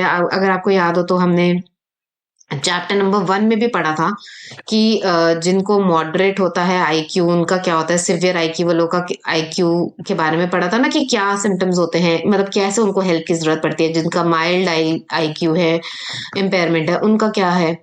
तो basically intellectual disability is the right answer. इसके बारे में और ऑटिज्म के बारे में आपको लिखना पड़ेगा, क्योंकि उन्होंने बोला है कि उसको डिफरेंशिएट करो, डिस्टिंग्विश करो ऑटिज्म स्पेक्ट्रम डिसऑर्डर से, ठीक है। इतना तो समझ आ गया। Second part of the question क्या है, how are the symptoms that Mohsin is exhibiting different from more severe form of that disorder. तो वो अब इसमें क्या है कि इन ऑर्डर टू सॉरी, तो इसमें वो बोल रहे हैं कि सिवियर फॉर्म जो भी मोहिसिन की डिसेबिलिटी है, अब हमको पता चल गया कि इंटेलेक्चुअल डिसेबिलिटी है, तो बोल रहे इंटेलेक्चुअल डिसेबिलिटी की severe form of that disorder से उसको डिफरेंट कैसे है। तो जहां तक मुझे लगता है कि ये माइल्ड फॉर्म या मॉडरेट फॉर्म ऑफ डिसऑर्डर है, आईडी है, इंटेलेक्चुअल डिसेबिलिटी है मॉडरेट फॉर्म की, ठीक है। तो वो बोल रहे सिवियर, सिवियर या प्रोफाउंड, हमने आईक्यू के बारे में पढ़ा था, तो सिवियर और आईक्यू या सिवियर आईक्यू डेफिशिएंट होता है या प्रोफाउंड आईक्यू इंटेलेक्चुअल डिसेबिलिटी होती है, तो उससे डिफरेंट कैसे है। इसमें थोड़ा बहुत आपको चैप्टर 1 का भी पार्ट मिक्स करना पड़ेगा, कि सिवियर और प्रोफाउंड में क्या होता है कि उनको कांस्टेंट 24/7 हेल्प की जरूरत होती है। इसके साथ ऐसा तो नहीं है, ट्रेनिंग के साथ तो इन्होंने थोड़ा बहुत इनको ठीक कर दिया है, राइट। एक बार इसको देख लो चैप्टर 1 में। देखो चैप्टर 1 में आपने ये पढ़ा था ना कि intellectual disability mild, moderate, severe and profound. तो वो आपसे क्वेश्चन में यही पूछ रहे हैं कि जो उसको डिसेबिलिटी है, ठीक है, वो सिवियर फॉर्म से कैसे डिफरेंट है, ठीक है। तो सिवियर और प्रोफाउंड में क्या होता है, सिवियर एंड बहुत ज्यादा कांस्टेंट केयर की जरूरत होती है एंटायर लाइफ के लिए, जो कि उसको जरूरत नहीं है। लेकिन अगर हम माइल्ड डिसेबिलिटी की बात करें तो टिपिकली स्लोअर होते हैं, जैसे वो लैग बिहाइंड कर रहा है अपने फ्रेंड्स के साथ कम्युनिकेशन वगैरह में, but they can function independently, जैसे उसके पेरेंट्स ने उसको ट्रेन करके दे दिया है, ठीक है। बट उसको मॉडरेट है, देखो मॉडरेट के क्या सिम्टम है, they lag behind their peers in language and motor skill, ठीक है। सेल्फ केयर वो सिखाएं तो कर लेते हैं, सोशल और कम्युनिकेशन थोड़े थोड़े वो स्किल सीख लेते हैं। तो उसको जो क्वेश्चन है मोहिसन का, आप देखेंगे उसको मॉडरेट लेवल की इंटेलेक्चुअल डिसेबिलिटी है, बट उसको डिफरेंशिएट करना है आपको सिवियर और प्रोफाउंड में क्या होता है। सिवियर और प्रोफाउंड में कांस्टेंट केयर चाहिए होती है एंटायर लाइफ के लिए, ठीक है जी। देखो 33 में से तो ए और बी में से एक आपको लिखना है, ठीक है। अगर आप लेकिन आप अगर आप आइडेंटिफाई ही नहीं कर पाए डिसऑर्डर, तो फिर आप सेकंड पार्ट भी नहीं कर पाओगे, ठीक है। More severe form of the disorder से, देखो क्वेश्चन में ना अगर हमेशा ध्यान से पढ़ा करो, हिंट तो मिल ही जाएगा आपको। ऑटिज्म स्पेक्ट्रम डिसऑर्डर नहीं है, ये आपको पता चल गया था। और सेकंड पार्ट अगर आप पढ़ो कि severe form of that disorder से कैसे अलग है, तो थोड़ा बहुत अगर आप दिमाग लगाओगे ना, तो आपको पता चल जाएगा कि इंटेलेक्चुअल डिसेबिलिटी की बात करें, उसमें सिवियर होता है, प्रोफाउंड होता है, ठीक है, माइल्ड, मॉडरेट होता है। तो थोड़ा बहुत इस तरीके से आप सॉल्व करने की कोशिश किया करो क्वेश्चंस को। उसके बाद 34 नंबर का क्वेश्चन वो पूछ रहे हैं कि इन क्वेश्चन नंबर 34, ठीक है, मार्क्स तो 2 मार्क्स का क्वेश्चन है। इसके अंदर वो पूछ रहे हैं, in order to understand Mohsin's disorder what do psychologist refer to classify psychological disorder. तो बोल रहे हैं कि मोहिसन के डिसऑर्डर को समझने के लिए साइकोलॉजिस्ट ने कौन सी बुक को रेफर किया होगा, क्लासिफिकेशन सिस्टम कौन सा। तो बेसिकली हमारे पास है आईसीडी, WHO ने जो दी थी, और हमारे पास है डीएसएम, ठीक है, डीएसएम जो एपीए ने दी है। तो इसके बारे में आप थोड़ा थोड़ा 2-2 लाइनें डिफाइन कर देना। ये भी चैप्टर 1 में नहीं, चैप्टर 4 में मिल जाएगा आपको। चैप्टर 4 में है ना ये क्लासिफिकेशन ऑफ साइकोलॉजिकल डिसऑर्डर्स। तो यहाँ आप देखेंगे तो क्लासिफिकेशंस के लिए आपको आंसर मिल जाएंगे, ठीक है। तो आईसीडी 10 जो है वो हमारे WHO ने दे रखी है, WHO को दी हुई है, और जो DSM 5 है वो APA अमेरिकन साइकेट्रिक एसोसिएशन ने दी है। 2 लाइनें आप इनके बारे में लिख देंगे तो आपका ये आंसर क्वेश्चन नंबर 34 का आंसर बन जाएगा, ठीक है जी। कोई डाउट हो तो बेझिझक कमेंट सेक्शन में पूछ लेना। वैसे तो मैं इसलिए कोशिश कर रही हूँ कि मैं आपको आपकी बुक में भी दिखा दूं कि आंसर्स कहाँ मिलेंगे, कहाँ से लेने हैं, और फिर जब आप दोबारा वो चैप्टर्स पढ़ेंगे ना तो ध्यान से पढ़ना उन चीजों को दिमाग में रख के। अब सेकंड केस स्टडी देखते हैं, श्रीकांत भोला के बारे में है। तो श्रीकांत भोला जो है was born in a village, ठीक है, और श्रीकांत भोला जो है, it was better than the pain that they would go through in life time, some said he was a useless boy without eyes. तो श्रीकांत भोला जो है, he was a baby born without eyes, मतलब he was a blind man. और लोगों ने बोला कि अरे ये तो किसी काम का नहीं है, ये तो बोझ है, यूजलेस है, क्योंकि ये अब पूरे लाइफ टाइम के लिए तुम पे बर्डन ही बन गया। तो at the age of 23 years later, 23 साल बाद, मतलब at the age of 23 Srikanth ने he was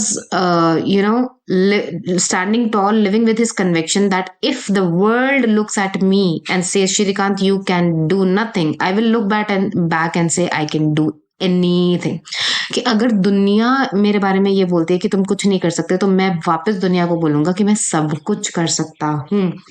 श्रीकांत जो है 23 की एज में CEO बन गए, हैदराबाद बेस्ड बॉलडन इंडस्ट्री का एक, मतलब उन्होंने प्लांट लगाया जिसकी 50 करोड़ उसकी वर्थ थी। Eco friendly disposable consumer packing, इस तरीके के उन्होंने एम्प्लॉयज उन्होंने रखे, इस तरीके 50 करोड़ उनका रेवेन्यू था, and he was a millionaire and who earned, but because he is his uneducated parents who earned 20,000 a year did not heed, तो उसने बोला कि ये सारे श्रेय मैं अपने माँ बाप को देता हूँ क्योंकि मेरे माँ बाप ने दूसरों की एडवाइस को सुना नहीं, और उन्होंने बहुत ही प्यार से, अफेक्शन से, लव एंड अफेक्शन के साथ मुझे पाल पोस के बड़ा किया।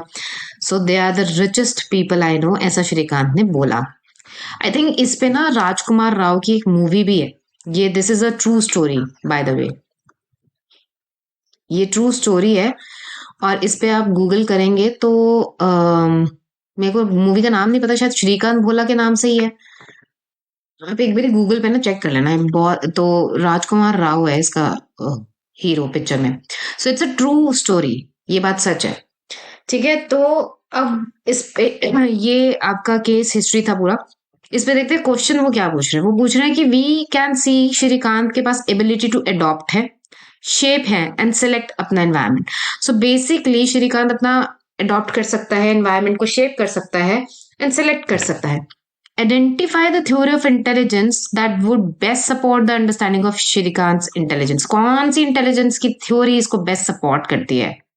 एक बात तो तय है कि इसका आंसर आपको चैप्टर नंबर 1 में मिलेगा, ठीक है, क्योंकि इंटेलिजेंस थ्योरी के बारे में बात कर रहे हैं और चैप्टर नंबर 1 में आपने सारी इंटेलिजेंस की थ्योरी करी है।